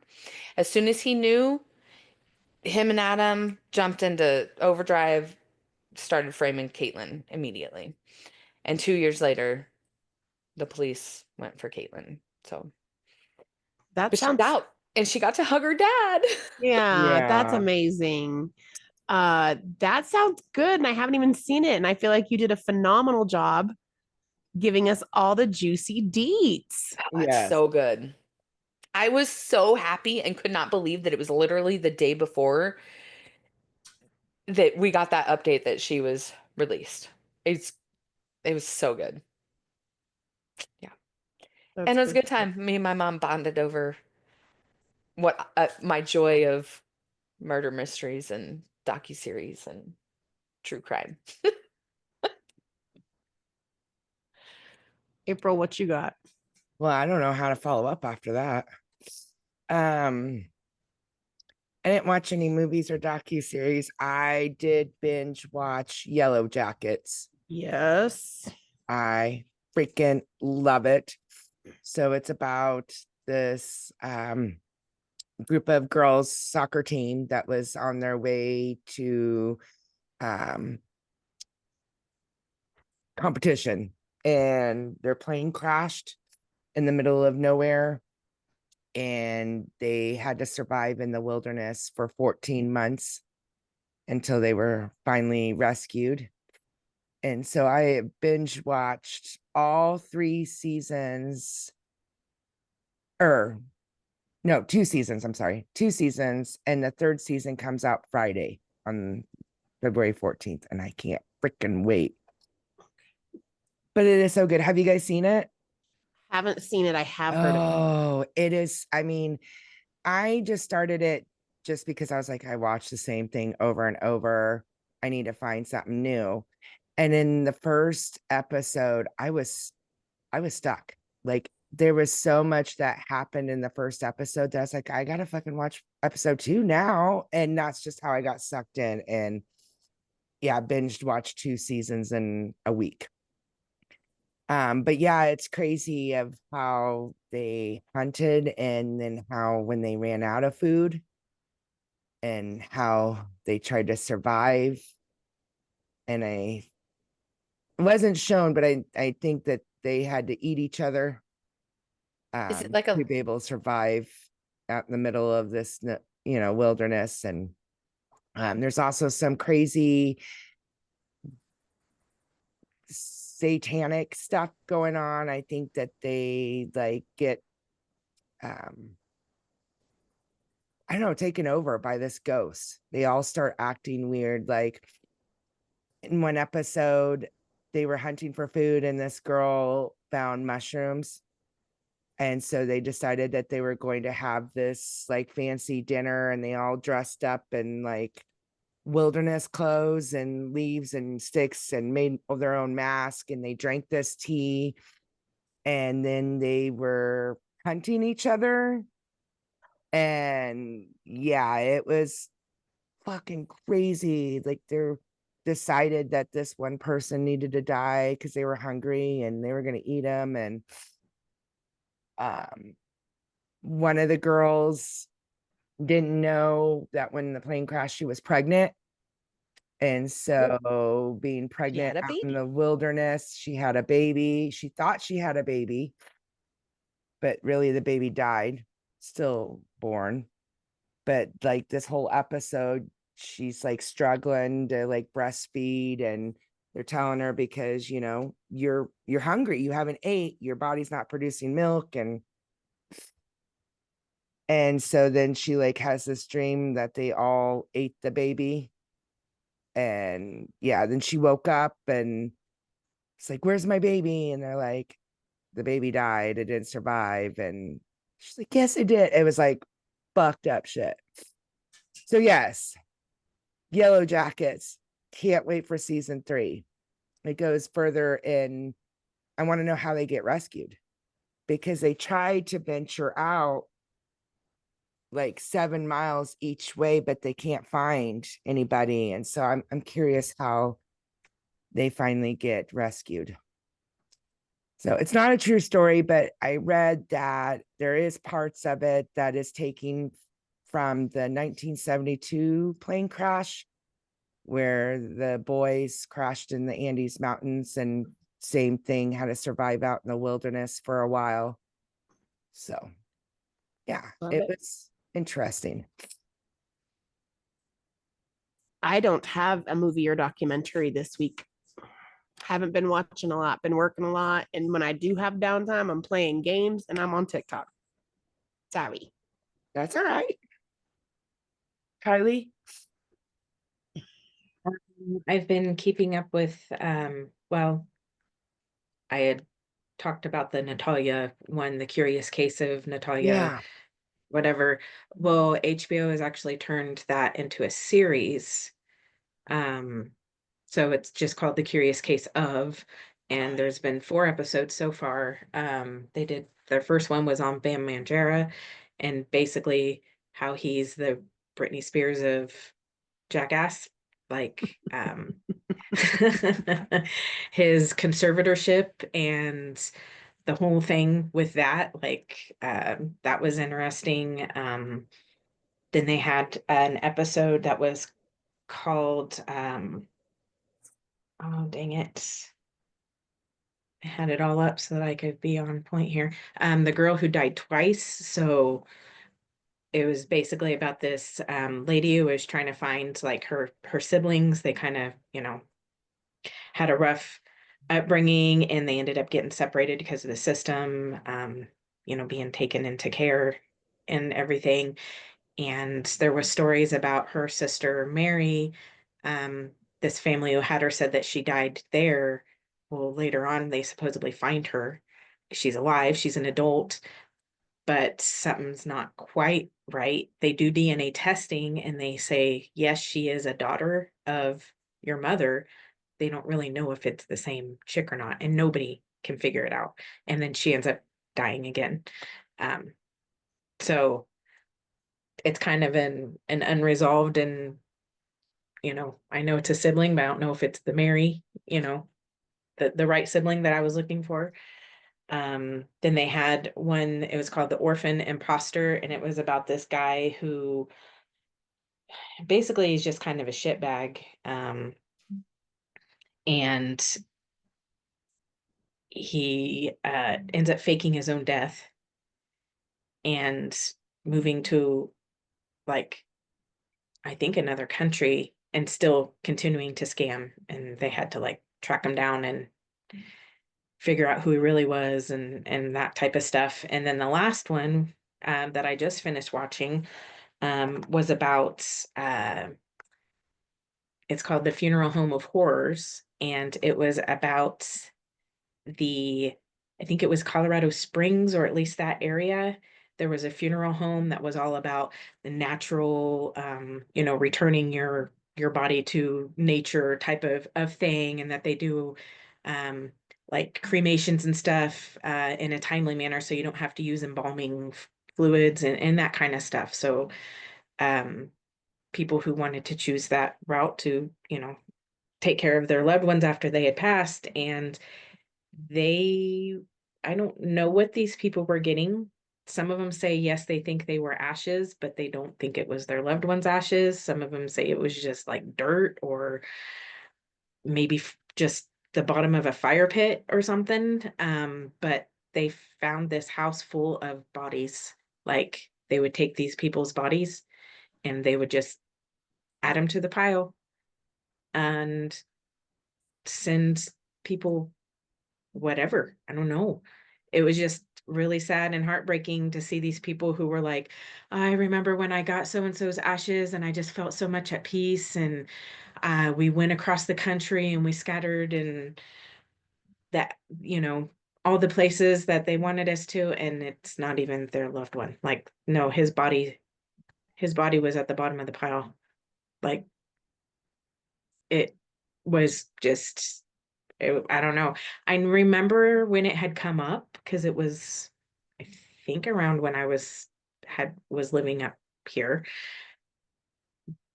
So it was kind of local news, of course, but I guess I didn't realize all the depths of it.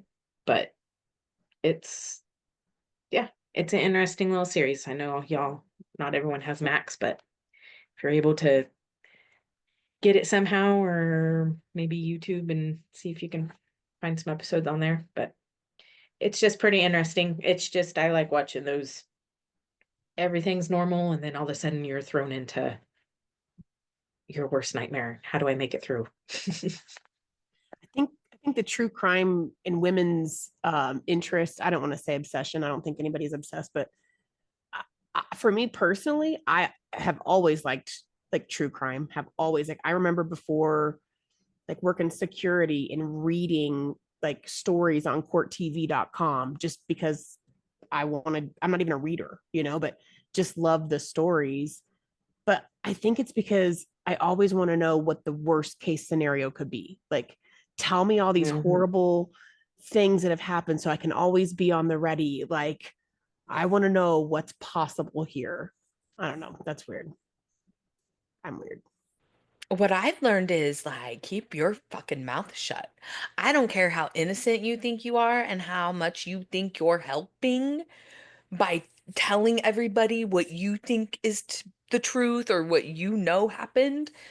Hell no. I'm not Yeah. saying anything to anybody. I don't care if this is just a chummy chum visit. Where's my lawyer? These people get, and some of them are guilty as fuck, but still, shut your mouth because they get you every time. And I feel like my personality would be one of those, like, bro, I think I know everything. Like, this is what I know. This is info I have. Like, and I would just talk too much. And I don't, nope, nope, Well, I no, hope if thank you're ever you. in that spot, you remember in the moment, I know, right? shut your mouth, get a I've lawyer. I've watched enough that I'm just like, no. You can take me in for a DUI and I'm not telling you shit. Where have I been? I don't know. Mm, Not talking. I'm not saying shit. So, yeah. Love it. Uh, anybody the asshole this week? Megan? Were you an asshole? I don't think I was an asshole. Good for you. Yeah, no, I felt like I had a fairly good week. I want to say, just because it is kind of topic-ish, because we talk about Circle K a lot when in the I'm the Asshole series. I took my mom to Circle K and she was like, "Oh, I totally get it." The line was snaked and she was like, why is nobody going to the self Yeah. checkout? And I was like, I don't know. And she's like, I'm scared. She was like, I think we should just stand in line. And I was like, see, this is the problem. People are nervous to get in the self-check. It was so. I stood in line with her. That makes me not the asshole. You let her stand in line? I told her, I said, we just need to go over there. And she was like, well, technically the people in line are also still going over there and there's not another line. So, and I was just like, okay, whatever you're comfortable with. Wow. Rolled over for Silver Fox. Yeah. I mean, Interesting. apparently I only care when my mom's not there. I get it. I accidentally parked in a handicap spot. I didn't mean to, at the gym.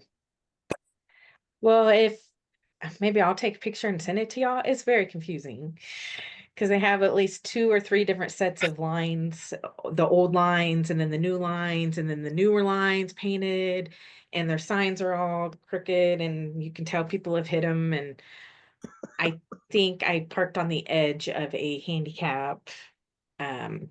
Nobody was like waiting or nobody left a note or nothing. But after I got in my car after getting done with the gym, and I look up and I'm like, I think this is a handicap spot. Like, and I thought I was like, sweet, there's a parking spot right up front. Shh, pull right in there. Like, Yeah, so you I did. feel a little asshole-ish, but they need to clean up their parking and make it a little more clear. Kylie, I love that that was your submission for this segment.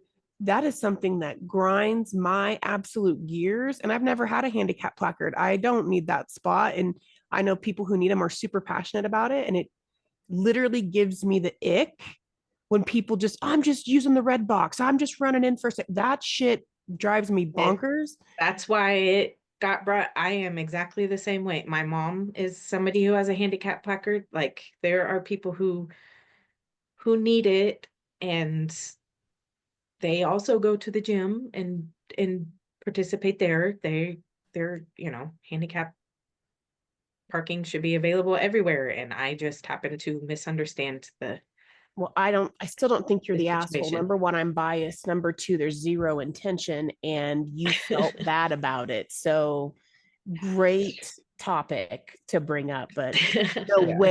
way am I giving you the vote for asshole. No way. Yeah. I'm likely leaning to the non-asshole as well. But just a quick question for clarification. Like, was there like a big pole in front of you that had the sign that said handicap? Or It was it was just kind the of ground? it was just, yeah, they have the signs up. They're kind of bent a bit. Like I said, looks like people's probably run into them a few times. Oh, okay. So it wasn't like directly in front of my car, but it was kind of, and then how the lines were, it was kind of included in that spot. So I was, maybe yeah. maybe you weren't in a handicap spot though. Let's Maybe get a you weren't. picture. Yeah. Let's get a I picture. Yeah. might have been an asshole. I Go don't back, go back, go back to that gym. Let's get a picture and we'll do an update next week. And I still think there's no intention. Right. And I If still your don't. No, story, I if did your not story intend was to. the parking lot was empty, I was the only one there. It doesn't matter if I would have parked there or not. I just parked in it. I'd be like, yeah, you're an asshole. Yeah. That was not the story. That was not the Well, case. no, and of course my afterthoughts are, duh, of course this is going to be empty and the entire rest of the parking lot is jam-packed full. There was a reason why this spot wasn't, that's what I'm telling myself is like, but yeah, Aw. All it right, was well, just not 100% clear, and nobody appeared to be like, irate and keyed my car about it, so we're good. I'm with Crystal on all of it. Give yourself some grace. You're fine. You didn't do it on purpose. Yeah. If you Me did. too. But also to that story, same Circle K visit, some douchebag kids parked in the handicap spot and I was pissed. Yeah. I hate that, man. I do. I was like looking at my mom. I was like, what the fuck? And she's like, fucking kid. Yeah. Some people's kids, I tell you. Kylie, Jesus. No. Kidding. This was at Circle K, clearly marked. Yeah. Clearly marked. There was no question at There all. was no question. And there was intention. And yes, and there was also no question that, because again, I try to not like, some illnesses are not visible, but you just know. Well, did they have a You just know. placard or a plate? No, Well, There's your sign. that's very true. There's your sign. Yeah. literally. Let's pause for the cause and hear a word from our sponsor. The Plantbrella, a colorful umbrella for outdoor gardens and potted plants, designed to help protect your plants from the intense, direct sunlight, heavy rain, hail, and frost, while allowing some light and rainwater to gently pass through to your plants. The Plantbrella is not only a colorful piece and decoration for your garden, but is an effective way to keep your plants safe, hydrated, and live longer throughout the garden season. Plantbrella, we got you covered. All right, guys, let's move on to social media and or Megan's book review if she has one. I don't have a complete book review currently, but what I would like to talk about as far as books go is, because I know our audience is going to love me right now. If you guys haven't, which I know you haven't because you aren't big readers, maybe Kylie, I might be able to get Kylie, but the Fourth Wing series by Rebecca Yarros is just so good. And I didn't think I would like it at all because it's very fantastical. It's about dragons and a school where you learn to be a dragon rider, and you end up being one with your dragon, and you have the special powers that your dragon has, and it's very fantastical, but it's really well written. And now, mind you, disclaimer, I listen to all my books. I don't read them. And that's an important note, because what I found out is sometimes when I suggest books to people, they're like, this is really hard to get into. And I realize they're probably right, because I'm listening to it, so I have a different perspective when you're reading it. Like if it's in a different language, or not language, but just written differently, sometimes it is harder to get into when there's multiple characters and it's fantasy and stuff like that. Like when I'm listening to it, I get to hear different narrative, like narrators, different voices. So, uh, there's my disclaimer. But it was a series that I didn't realize was a series. It was just one of the book club books that I do. And the first one was Fourth Wing.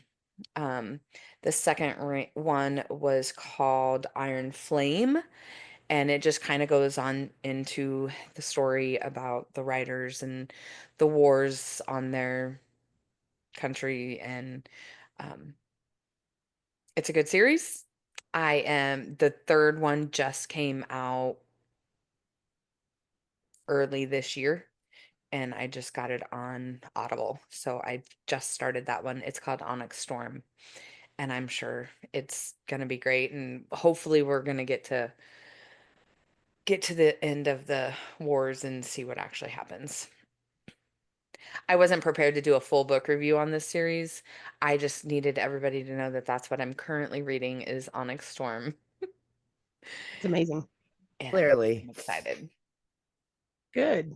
I'm very surprised that that's the kind of book you're listening to right now, but cool. Trust me, I was not a fan when it was The Fourth Wing was a book that we had to read. I was like, because and some of them like I just can't get through. I'm just not a fan of. I'll listen, I'll read. Yeah. But man, this one's good. It's got a little spice to it. It's uh fantastical, but like the dragons are so cool, and I want to be a Dude. dragon rider. I felt the exact same way going into Game of Thrones. Brian was like, just watch the first episode. It's kind of slow, but I promise you it picks up. And I think I started with my arms crossed. Like I was like, fuck, it's an hour of my life I'm never going to get back. And the episode got over and my jaw is like on my fucking chest. I'm like, that was slow? Like, what the fuck is about to go down? And I was hooked, like hooked. So I feel you. Yeah. Sometimes we surprise ourselves and each other. Yeah. And it's a huge deal. It's very, very popular right now. So I feel like I might get some feedback. That's good. Love that. April, you got anything for social media? No, I don't have anything this week. Okay. I've got, now this is interesting. I saw this on Facebook, but it's someone posted screenshots of a comment section from TikTok. So I didn't see this on TikTok. I saw it on Facebook, and that's not normal for me, right? But this one I've had in my notes for 2 weeks. And so I'm super excited to go over it with you. The TikTok was essentially what's the weirdest and most immediate ick thing a guy has ever said to you during sex. And the comments are phenomenal. So Not disappoint. It's a few, quite a few pages of comments. Some of them better than others, but we're just going to go through them all together. He came, then whispered, "Thank you." He told me to say his name. His name was Doug. He told me, "You just came." Like, I don't even know what he meant. I definitely didn't. Here I go, right before he came, but like quietly.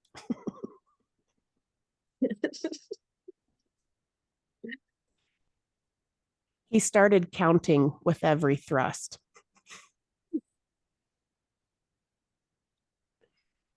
He said, "Huzzah!" when he finished. No, we didn't. He, God. he was on top. I closed my eyes and he said, "Where are you going?" I'm disassociating, Steve. Oh my God. My ex started laughing and said, "Sorry, I was thinking about Batman." That's pretty ick. Gross. Oh God, this one's good. You're taking it so well. It was very small.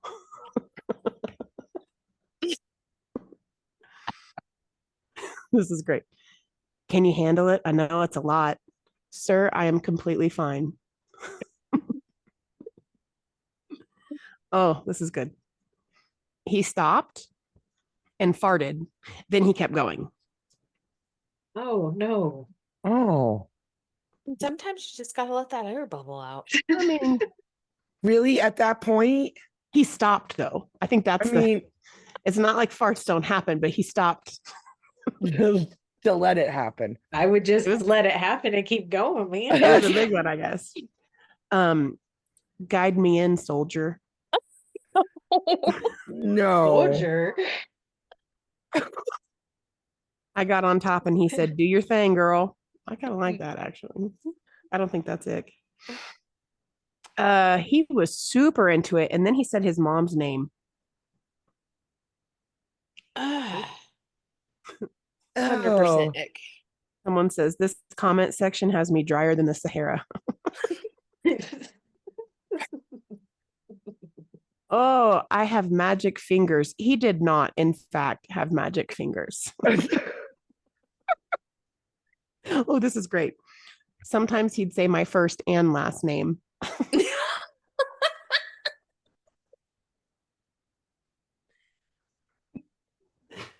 I'm going to make you feel ways that you never felt before. He didn't.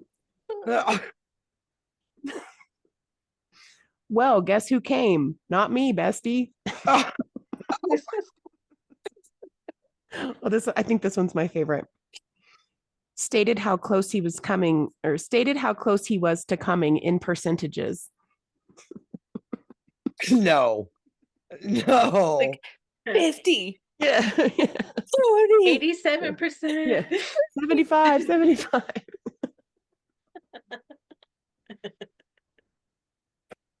He sang There along needs to to Miss. be one where it's like a fucking like NFL commentary. He's at the 20. He's at Yeah. the 10. Touchdown. I thought of it like, 75, 80, 90, 95, Oh. 100. Or maybe he got to 99, Oh my God. This one says he sang along to Mr. Brightside playing in the background. Oh. He's He singing. was in it. He was in the zone. He called me a human fleshlight. Remember, it was the ick. It's the ickiest things. Oh. He fist bumped me after he came and said, "Nice one." I actually don't hate that. God. You fucking weirdo. Oh, this is fantastic. He asked me to dirty talk to him in Spanish. I'm Filipina.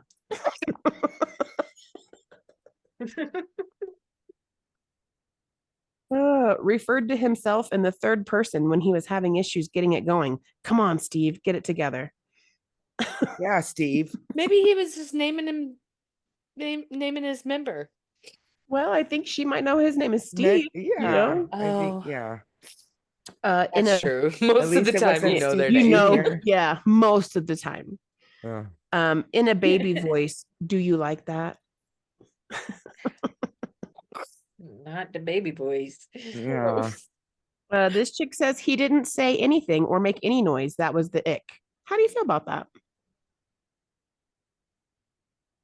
Oh. Awkward. Yeah. Wow. I don't know.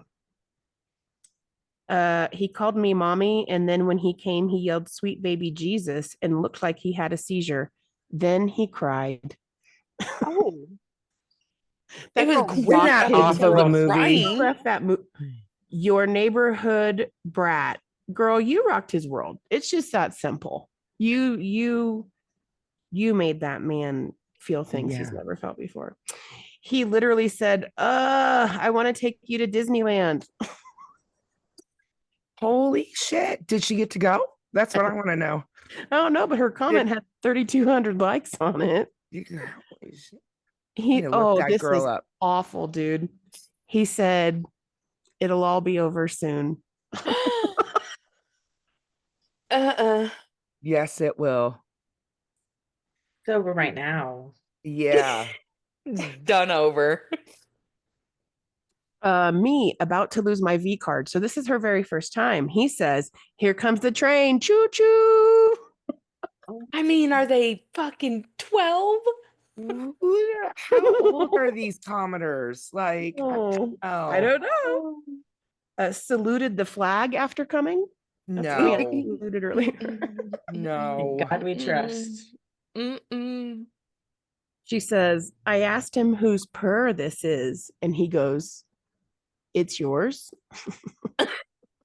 Yeah, because her comment was ick. Yeah.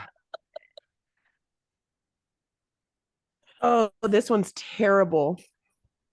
He said, I could make so much money off of you. What? What? Hey, fuck. He started growling. I mean, you're into that? rawr. Okay. Just a couple more. After he finished, he said, "Welp." That's it? Well,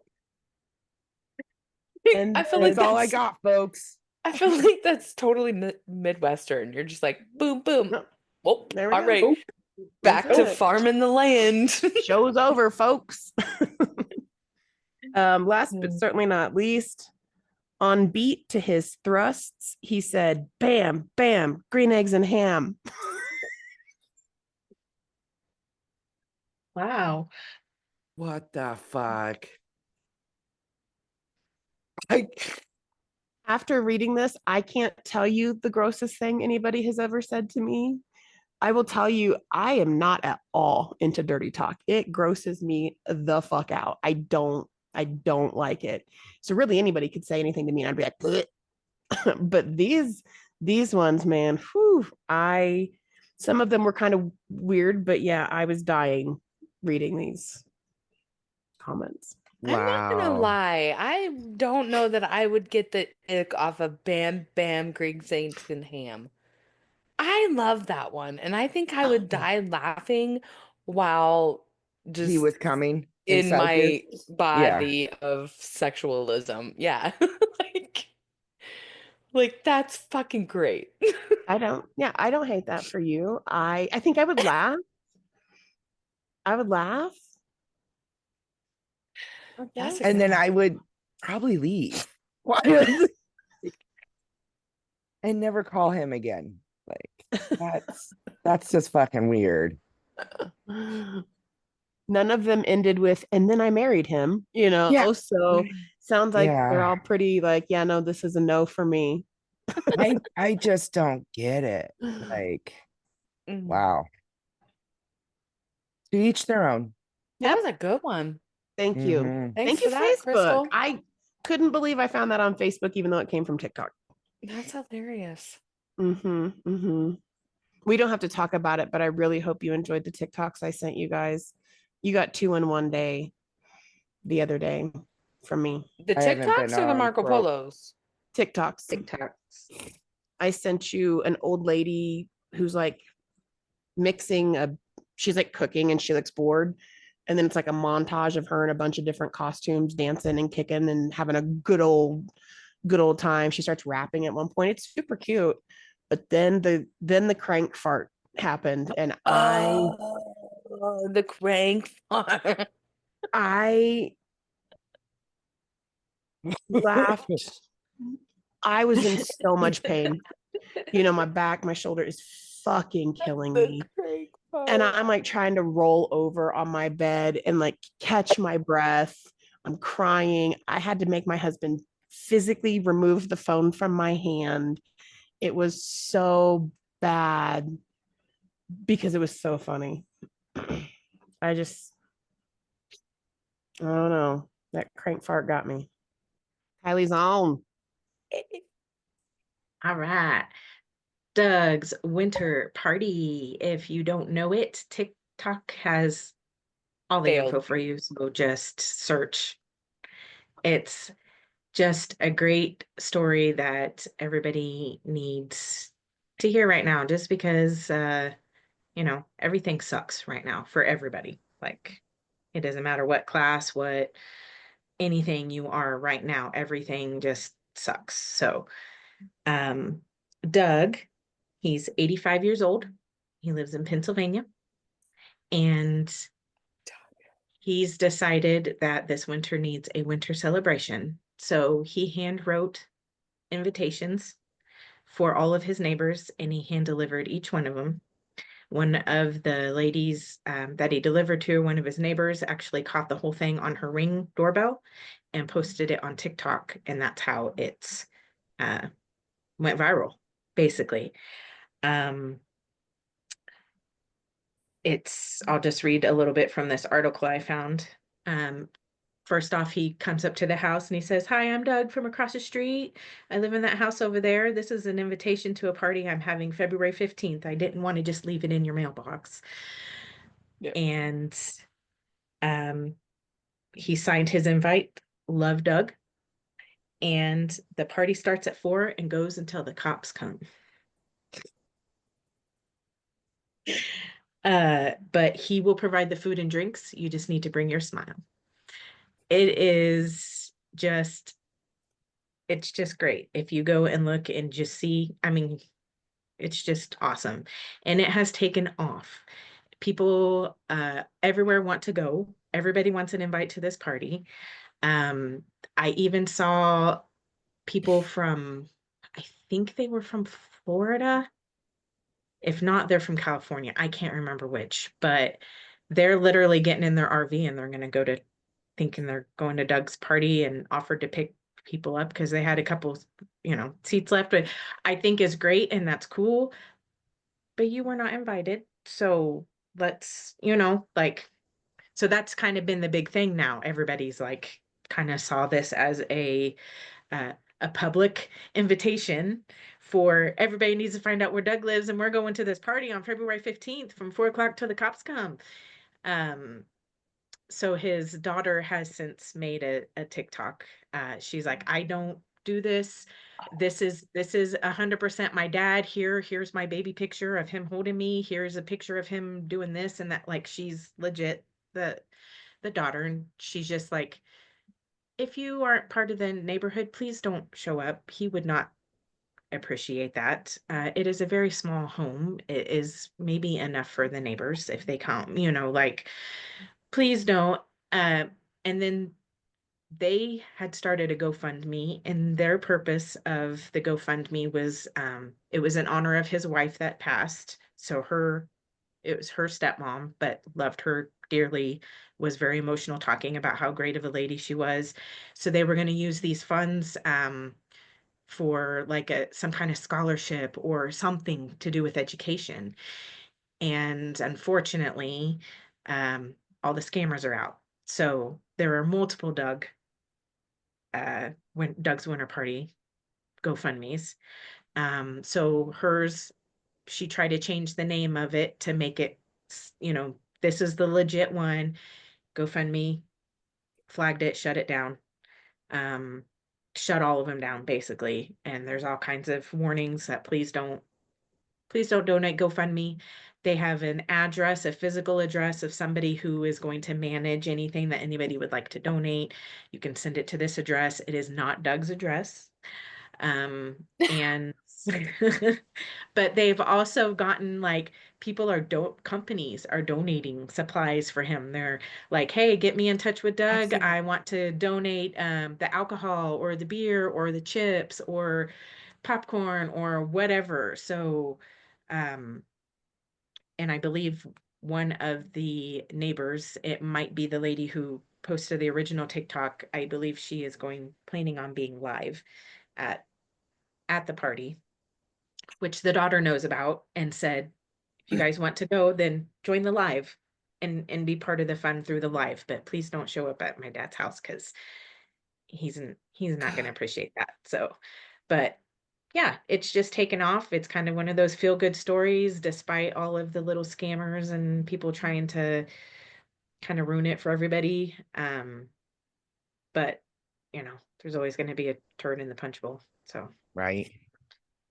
I did see that video of Doug, and it was such heartwarming. He's just so sweet and like a cuddly teddy bear, like reminding me of my grandpa. Like, I live over there, come on over. I can't wait to see the live feed of it and see how many people show up. And I want to know if they end up having people from out of state that show up, if they have issues, or if it's able to be contained with just within the neighbors. You know what I think would be really cool? I go back to the pandemic days when we were all stuck at home.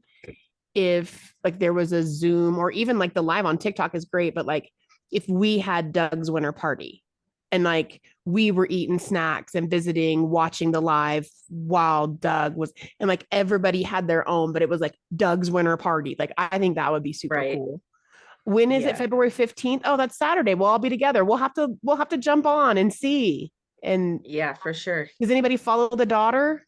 That's who's it's going to be on, or is it going to be on the lady that got the invitation? It's going to be on the late. I don't think the daughter's planning on being there. They live states away or whatever. Okay. So, but the lady, I did share her TikTok to y'all, so I think it's her. That one.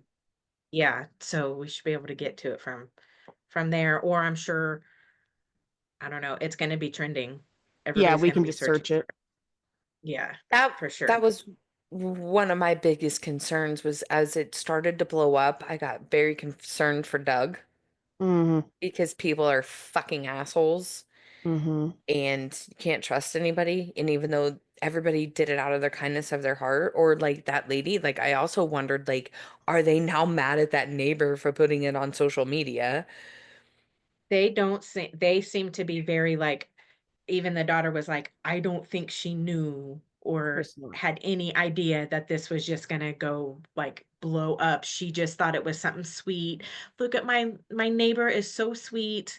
Uh Look at his handwritten, like every Yeah, it was a page notebook page, and he wrote out for all of his neighbors by hand. Like it's just he, It's wholesome. you know, It's wholesome, yes, and yeah, 100%.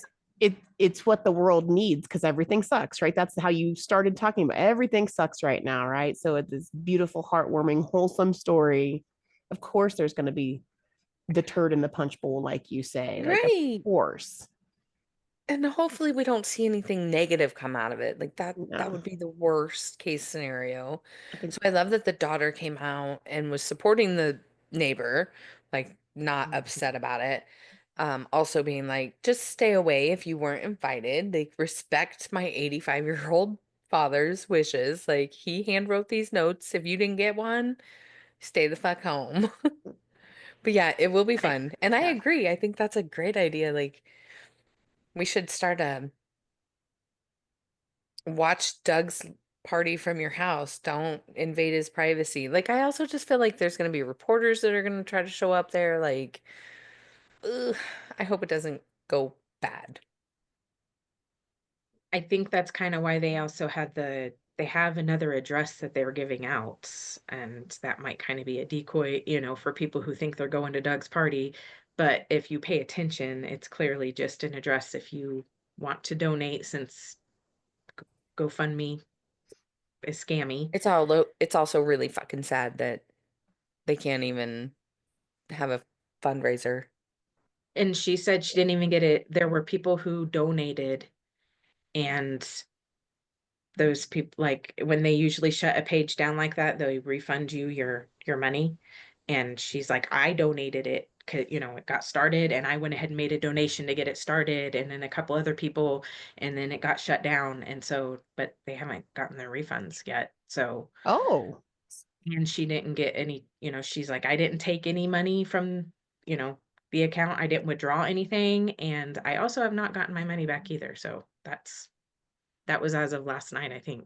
But Wow. I'm sure it's probably in the process or something. Sure, it doesn't just Excited to see. automatically like, "Bloop, oh, let me give you your money back real quick." Like, I'm sure it takes some time, like 5 to 7 business days or something stupid like that. yeah. But I'm yeah, excited to so see. I'm excited we get to be together to Mm-hmm. watch Doug's party. Mm-hmm. yeah. Life story. Did your family have any holiday traditions? It's such a broad question because it says holiday, which could Mm-hmm. be any of them. Um, so I'm just gonna stick to the one that I know that we celebrated all the time, and that was Christmas. Um, which I kind of loved our Christmas tradition, but when I was very young, we would kind of be a little off because we might go to my grandma's or whatever, but it was always to wake up first thing in the morning on Christmas morning and open your presents and eat breakfast. Like, we would also have like the traditional like dinner afterwards, but I think for me, my biggest memory was being awake at 6 a.m. Like my mama would be awake at 3 a.m. or my mom would be awake at 3 a.m. Doing the breakfast casserole or the cinnamon roll sticky buns. My grandmother would make the sticky buns. They were so good. And so, yeah, we would just, by the time we were awake at like 6 o'clock in the morning, shit was already like good. We'd just open presents and eat. Um, so that was always a fun tradition. We'd always stayed over. So like, because I'm a little bit younger than my siblings, like they might have been out of the house, but like everybody would come over the night before Christmas Eve at night and stay the night, and we'd all wake up super early. That's changed a lot in the years, um, because it has to, with all the multiple families and extra kids, with the kids, they need to be at home, waking up at home where Santa came, right? So, but for me as a kid, waking up first thing in the morning, always super excited that Santa came or that presents were there and breakfast was going to be ready, and made me happy. Yeah. Mine's kind of the same way. I know our tradition, like every Christmas Eve, we would drive around and look at Christmas lights. And yeah, I remember doing that. And same thing, can't sleep because I'm just so excited for Christmas. So, and my dad would tell me, please don't wake me up before 6. So I'd wait till 6 and then I go downstairs just being so excited. And same thing, my mom would make this egg casserole or, thing with cinnamon rolls, and yeah, and then just sit around and enjoy the morning. And then we would go to grandma's house in Winfield and do Christmas there and stay a couple of days, and yeah, and then come back. But that was our tradition for Christmas every year. I love that. When I was thinking about this, I was thinking I also went Christmas, but I was thinking about things like my dad having bubble lights on the tree. He also had a speaker out on the porch, and he would play Christmas music for days and weeks up until Christmas. And we lived in a townhouse. So, but we all got along very well. And if we didn't, that could have been real bad. But yeah, they were listening to Rudolph the Red-Nosed Reindeer and Carol of the Bells, not by choice, but because they live next to us. I remember, I do not remember church a lot as a kid. And this was something that when the Missy's book came out and when I went and talked to Wendy about it, Wendy definitely had more memories of church than I did. But the few times I do remember going were specifically Christmas Eve, candlelight, midnight sessions. And we went to a United Methodist church. And I remember going with my mom a couple of times and going to some restaurant or whatever nearby and getting absolutely scalding hot chocolate and going to this midnight candlelight church session. So I don't think that one counts as a tradition, but it happened more than once. And I do remember it. For me, speaking of Christmas, I feel like we had a few that, maybe we didn't do every single year. Like we did do the church. It was just evening. We didn't do like midnight mass type of thing or anything, but I do remember the candlelight service. That was always cool because, the lights were off and everybody's holding a candle and singing carols and stuff like that. We definitely always went to my mom's family side in Phillipsburg or Glade. Um, but more, as we got older and kind of had moved out and stuff, my mom's tradition is basically she does Christmas Eve. Christmas Eve is at my mom's house. So she's done Christmas Eve for years, and it's usually some kind of dinner or late lunch or something, and then kids, everybody opens their presents after that.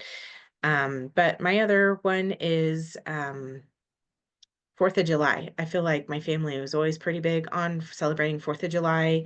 There was always some kind of barbecue. Um, Always went to the parade. Always go and watch the fireworks. Like always let off fireworks.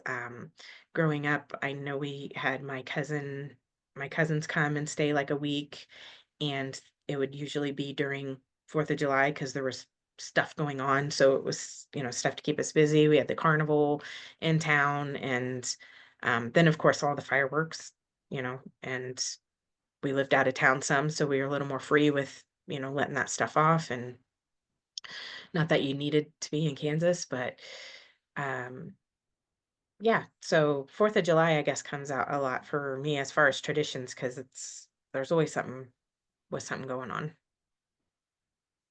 I forgot about the badass parties the townhouse used to host for 4th of July. I didn't even think about that, but every year we had awesome Yeah. parties. It is very different here at 4th of July. It's kind of sad. It is very different here. Yeah, very. I thought about that. That's one. When we've been other places, like it's just Yeah. different. Like, Well, that is one thing that I do actually. I didn't even think about that I do keep with Miles, because that was a tradition too with Wamigo having this huge 4th of July celebration. Shooting off fireworks and barbecuing and watching the fireworks show and carnival. That something that I keep with Miles that we do every year for 4th of July. I don't stay here for 4th of July. Warner loves to shoot fireworks and sells them even, but I go home. That's my tradition. So yeah, that's something that Miles looks forward to every year. He knows it's carnival and swimming and tons of food and shooting off fireworks. Yeah. can I ask a tough question? Uh-huh. How are you feeling about how that's gonna look in a year or two? Yeah. It's gonna be hard, you know.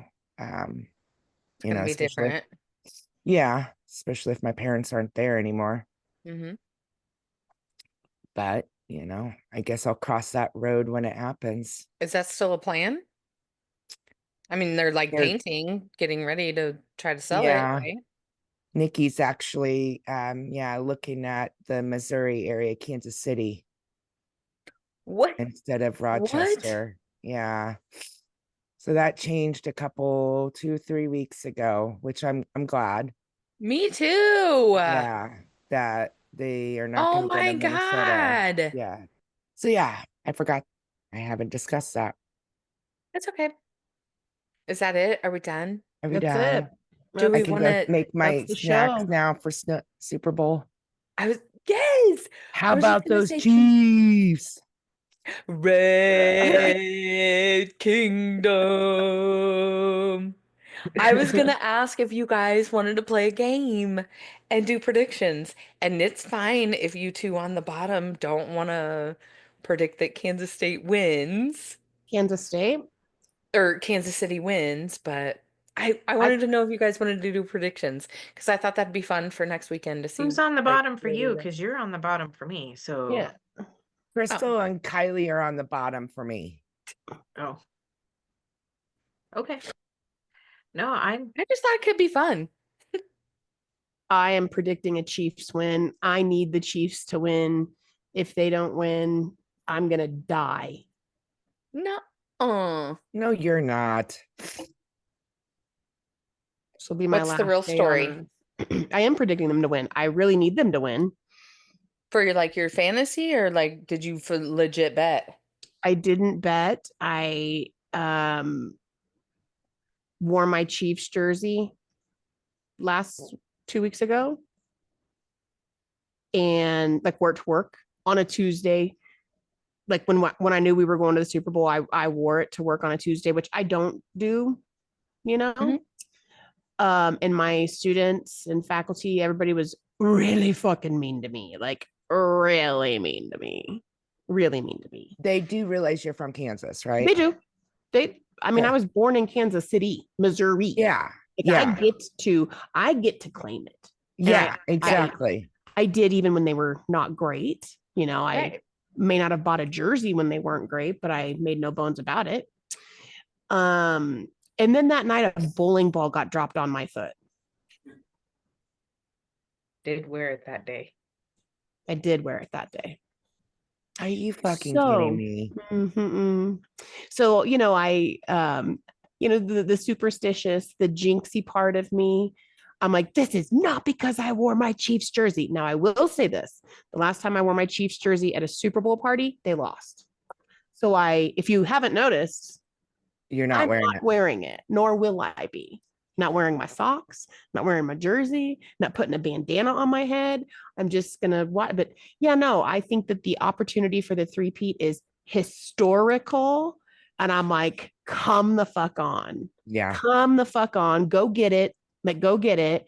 And the fact that so many people are like Chiefs hating on the Chiefs makes me want it for them even more because I want all those people to shut the fuck up later on tonight. Later on tonight, I want them to zip it, lock it, put it in their pocket, and let's talk about football again next year because I think the Chiefs can do it. I think they will do it. Yeah. Saquon Barkley is one of two reasons that I finished so well in fantasy this year. I should not have. And I ended up in second. That should not. I had him and Josh Allen. Oh, I mean, wow. I had some just blowout games, right? So, but fantasy's been over for a month plus. Like, I have no more allegiance to Saquon, but I know how dangerous he is. And so I'm scared. I'm always scared on Super Bowl. I'm always scared on Super Bowl, but no, I think they will go get it. That's my prediction. I think so too. I don't have a score prediction. I assume it's going to be Give close. Me one. I don't have, okay, if I had to like give an actual, I'm going to say like a 27-30. I don't think it's going to be super high in the 40s or 50s. But I think it's going to be super close within 3 to 7 points. That's it. I think Love so that. too. Thanks. Kylie, do you want to give a shout out, prediction, anything? I mean, I'm definitely rooting for the Chiefs. I always do, but I don't know about the score. I don't think it's going to be a huge blowout on either end. I think it is going to be a close game because they're both great teams this year. Yeah, I just hope the score ends in either 6 or 3 so I can win my squares bets. Fucking love that. There's Was that a 55-inch or screen. Yeah, we didn't. It was. I think they're leftover Christmas party gifts. So, they're just weird, random shit. But the grand prize or whatever for the total score is a 55-inch TV. Not that I need a TV, but hey, man, cool. like a gift's a gift. You could always sell it for cash. All right, I'm gonna get off of here. Yeah, I got stuff to do, and I still have homework to do before the game. And Good the game starts in luck. an hour. So I love you. I will. You don't want to give a prediction? Nope. Shout out real quick. Nope. I know the Chiefs are gonna win. That's it. Love you. I will see you soon. Good talk. Okay. Yep. We'll see you after See you the next game. week. Yep. We'll see it. We'll be on Marco Polo after the game. You know this, girl. When the I'm not three-peat leaving- happens. I'm not leaving you. I just got shit to do. No, so. I get it. It's fine. All right. I love you. all of you. Love you. Bye. Go Chiefs. Thanks for hanging out with us on the Mac Besties podcast. We hope you felt like a part of the crew because that's what it's all about, building connections and sharing this journey with you. Don't forget to subscribe, leave us a review, and share the love with your besties. And remember, whether life's a mess or a masterpiece, we're in this together. See you next time on Mac Besties podcast.